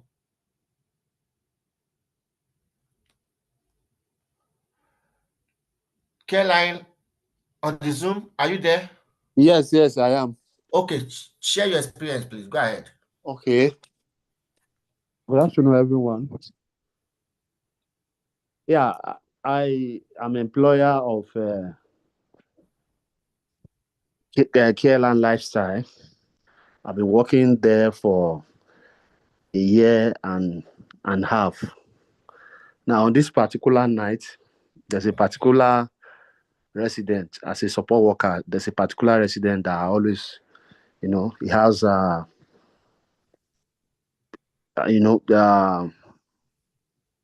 behaviors. He has challenging behavior most times. He has learning disabilities. He has communication disorders and, all manners of learning disabilities. So there was a behavior at this particular time. It shows behaviors almost every day of the week. Now, I've worked with him before this particular date. I've been working with him mostly on weekend, and I've worked with him like 3 weekends before this particular incident happened on this particular date, that I have almost always documented. That's the word. I always documented. To our greatest surprise, when it happens that way, there's what we call debriefing. They will call you to come and say exactly what happened, at a physical meeting. But they will not bother calling because there's a way, they run the business which it is towards staff. Staff are not protected, and if you go on their websites, everyone will see the review. But basically, because one just came into the country, you needed to survive. My wife is a student. I'm the dependent. I needed to pay school fees, running about £20,000. So we keep just doing our best to make things happen, and with families of 5 and all of that. So at this particular day, they had a behavior from 8 p.m. Hello? Go ahead, we can hear you. Yeah, he started this behavior at 8 p.m., run through the night at about some minutes past 1. And this behavior, if I mean behavior, challenging behavior, you call you all manner of names. Just give me 1 minute. 1 minute. Oh, Cat Lady P, I think I brought you up on beside Bimbo, but I cannot see you. Maybe you need to go out of the TikTok, come back again, so that I'll bring you up again. She's not there anymore. She's not there anymore. Yeah, Lady P, please go out of TikTok, go to WhatsApp, and come back again. I will bring you up. Go ahead. So he will call you all manner of names, he will call you, he will split on you, he will throw stuff at you. If you are not being careful, you can hit you unaware, and he will do all manner of things, and sometimes he will run over you, and if you can get slip away, then you can get injured, you can get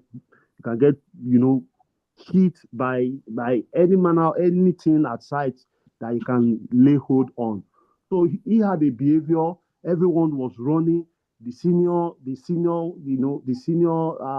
support worker on duty was even not is not competent, so to say, because she's afraid, and the nurse, unfortunately, the nurse just came as an agency nurse.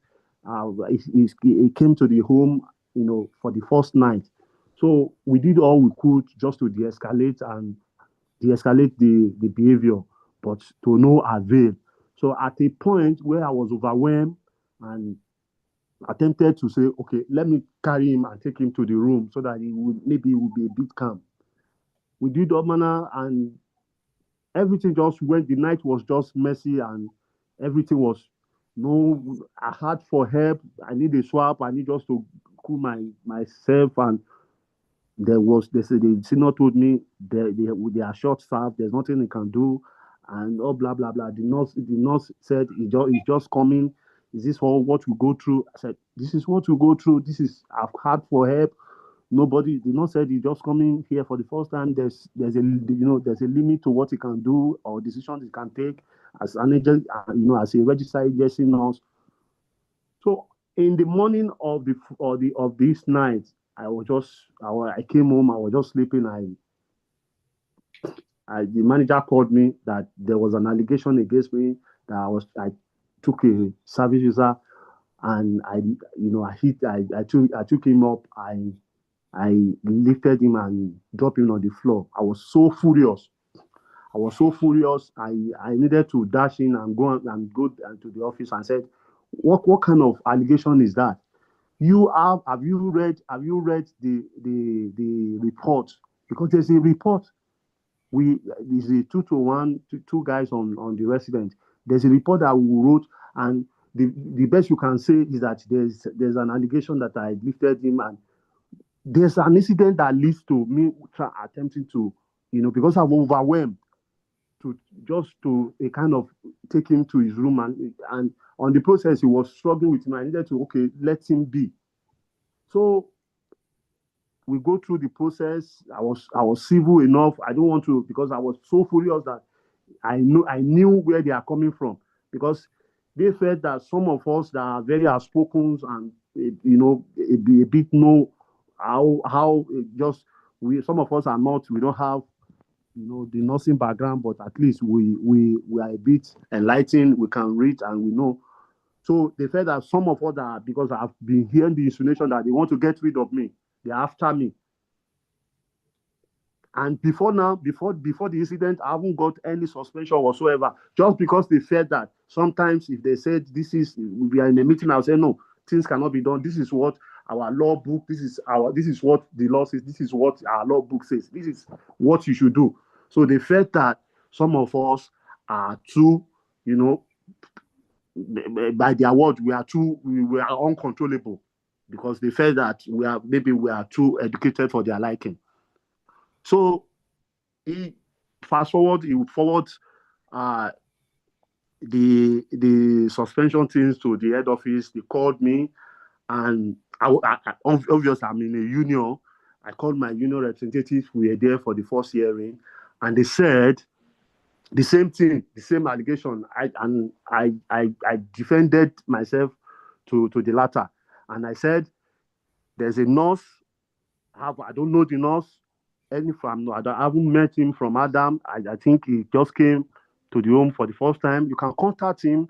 There's a senior on duty. You can call him as a witness. This is what happened that night. I was just trying to salvage the situation. The resident in question broke all glasses. He broke all glasses, threw all manner. Everywhere was in comatose, so to say. And I have another colleague who you can also ask, who he can also give you a picture of what happened. So I defended, but to my greatest surprise, the lady who shares the disciplinary action said the union guy should not speak at this point, that he doesn't have right to speak. And I was like, what the hell are you talking about? This is a union that I've been for over time. I've been paying my dues, and I bring them here as an advocate to speak on my behalf. And you said but I was, I knew where, because I already knew what the game they are trying to play. So I played along. I was very civil. We did all we can. I defended all I can defend on myself, and what led to what. After some time, they said they will call me back. Because the videos was cropped. The video was cropped. That was the pain of the contention. The video was cropped that I lifted. I said something let you are showing me a video of 2 seconds. You haven't shown me what is the series of the video that happened. There's a movement of events that happen over time before this, and we have cameras all over. You can see, and where the guys throw stuff at us, where you run after us, when he broke some glasses and all manner. You didn't show people that way, and you crop the video. What are you? This is I told them that this is an act of intimidations, and it is an act of victimizations, because I know the game you people are playing. So the lady was like, he's going to go back, because I've mentioned some people that are in. He wrote me some letter. After he wrote me letter, I will talk to. I will need to speak to my union. The guy who said is not available. I will give his availability up and down. At a point, I gave availability. I think the lady was on a vacation. No response, not until January. So he come out of recent this January, because after giving me series of schedules for meeting, I'll go back to the union guy and say, this is availability they give you. The guy said, no, it can't be available. It will be available on this so date. So we just back and forth. At a point, I said, give me your outcome. And on the process, before I forget, I resigned on the process, because it was seriously affecting my mental health. It was affecting my mental health, and I felt that it's slightly leading to me to have an heart attack. I'm very, very, very being sincere here. It's because at a point I would just be walking. I might be driving. I would just have a kind of hook behind, just at the lower part of my armpit, behind my ribs. So I felt this thing is seriously disturbing me, because I never felt that this. I haven't had any suspension or whatsoever before. So why do people so can be this wicked? So. And I wrote to him the last time he wrote to me that we should come for that. I said, at this point, if you can do it on team meeting, I will appreciate. If he cannot, he said I've got 2 minutes to round up, because I need to go to another meeting. Okay. So I'll summarize it now. He came up with the outcome that if I had not resigned, it would have been a summary dismissal, and he's going to refer me to DBS. At that point, I reached out to some of our community leaders that I know that are doing well, that have been here for ages, and they introduced me to Mr. Lalekon, which is the advocate to save the woman. So we wrote them. So on the process that we wrote them, I felt that the games has a big change, because I was writing them to come for the appeal. They said I will. No, at the first instance they said I will not be. They will not allow me to come for appeal. When Mr. Olalekon comes in, they said they wrote me back. They said they will allow me to come for appeal. So by and large, in their outcome, what I find sinister in the outcome is that everyone on the shift that day confirmed that it was a very ethic and very serious behaviors, and there's nothing anybody could have done that I did not do. That if I have done what they claim that I've done, probably is out of because somebody I'm overwhelmed, and they should not use it against me. I even though the nurse in question is a Zimbabwean, I don't even know him. I told them in the first hearing that they should contact them, and both the lady, the white lady, which is the senior, spoke in my favor. They spoke in my favor. It's not something. It's not that I just suddenly come and trying to lift a service that incident report. I mean, behavioral incidences lead to that. So by and large, we are still on it. I know with God, I know I'll definitely be vindicated. So my advice is that, like everyone has spoken. I think everyone has spoken well. The union guy, I felt that at a point, as a smart guy, I felt that I've not been, well represented. It wasn't the angle I was expecting. And we have series of guys. As I'm talking to you, there's another guy who is a Nigerian-born British. He's having issue with the same guy. He's on suspensions. There's a Nigerian guy who is my colleague, even after I've left. These incidents happen around September up to date. This Nigerian is a doctor back home from Nigeria because he's here to regularize his registration as a doctor here to practice in the UK. He's doing a support work. The same resident hit him behind and he gets fainted, and they called police. They called this guy to their office and they scold the guy, they begged the guy to drop the case. So we have all manners of series of cases that the residents and some of their residents are causing because our people fail to speak up. At a point, I was nervous, but at this point, I'm not nervous. I don't care. I don't care because people we need to speak up. People are just dying in silence because of there's a colleagues of mine that have the same incident, but different, service user. They call because the guy almost the same time that we have this incident. Because this guy was on their COS, the guy said he's not going to resign because if he resign, where will he be? The guy waited, and though on the process they paid him. At a point they called him. They said he should resign voluntarily because they want to. Hello. Hello. Yes, we might need to come back later in the evening, 6 p.m. this evening. But before then, I've got people that have put comment on TikTok. Let me give a mic to who first? Is it Mommy Star or Mommy Ben Biggs? Okay.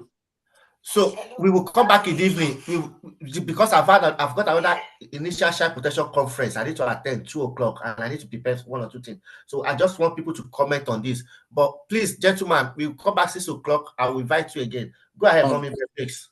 All right, sir. Thank you, sir. The little people I've had, they will put it, yeah.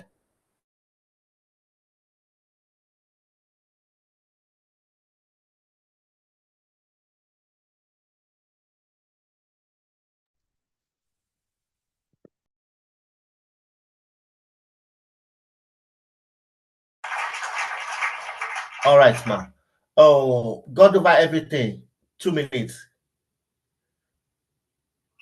No, I was just listening. I've been making some comment, and it's just when I've worked in this country for 40 odd years, I know the system in school, out of school, and they will always protect their interests.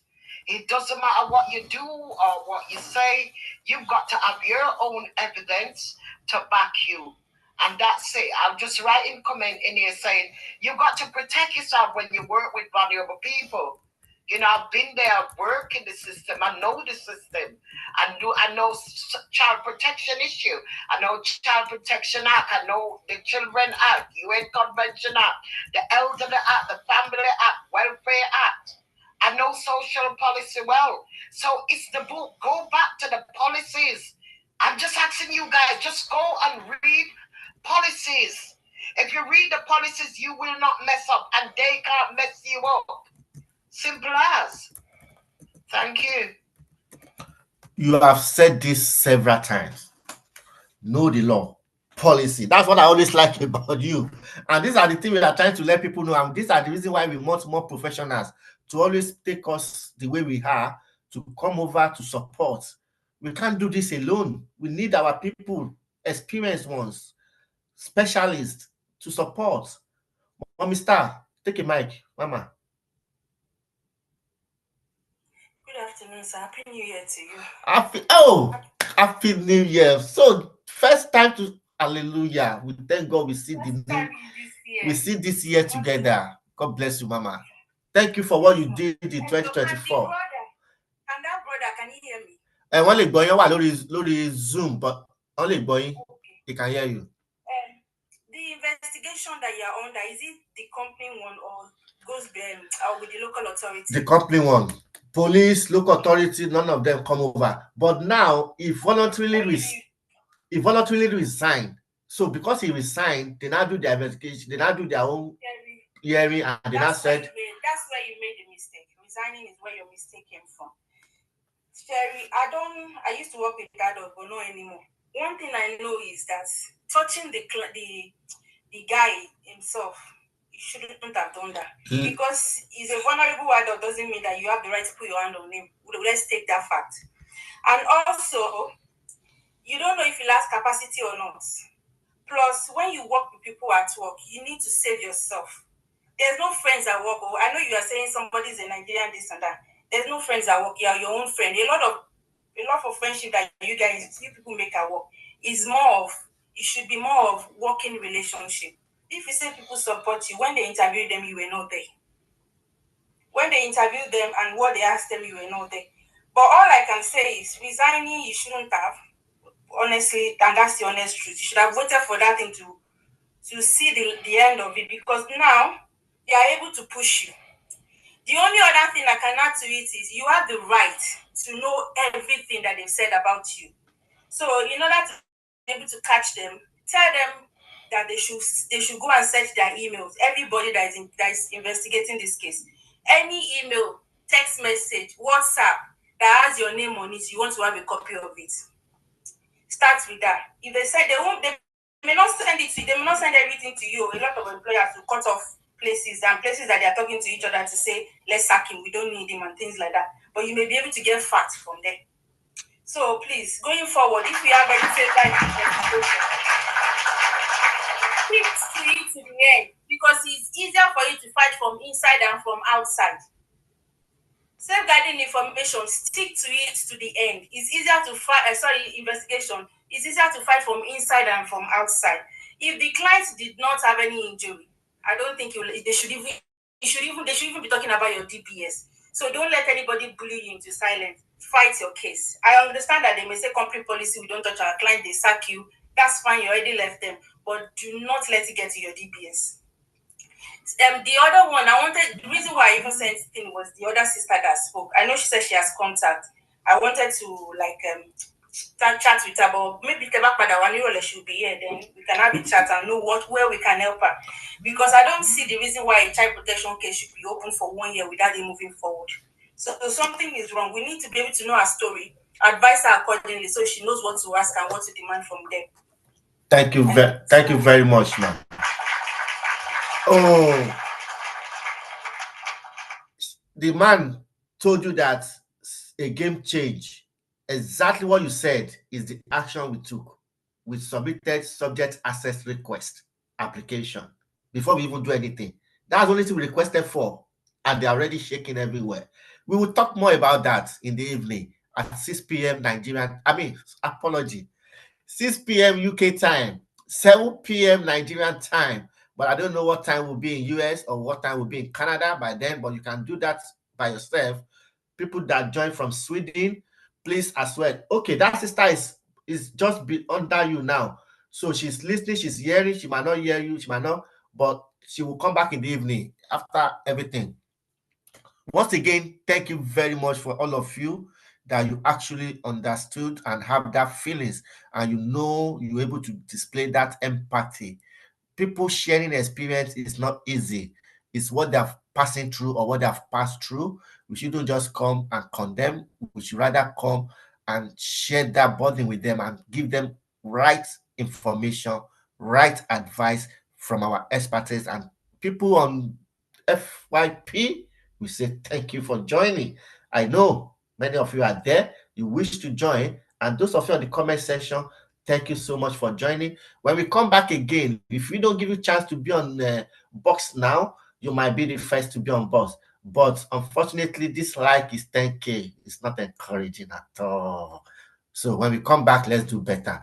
Those of you on YouTube, thank you so much. Please share widely. Those of you on Instagram, we thank you. Those of you on Facebook, God bless you. And we come back again.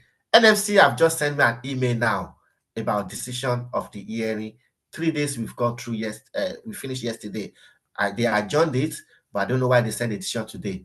The meeting was adjourned till next month, but I'm seeing a decision letter. What's happening? Is it a good news? I don't know, but I will tell you in the evening. God bless you once again. We love you all. Those of you on YouTube, we are going to release you first. We are going to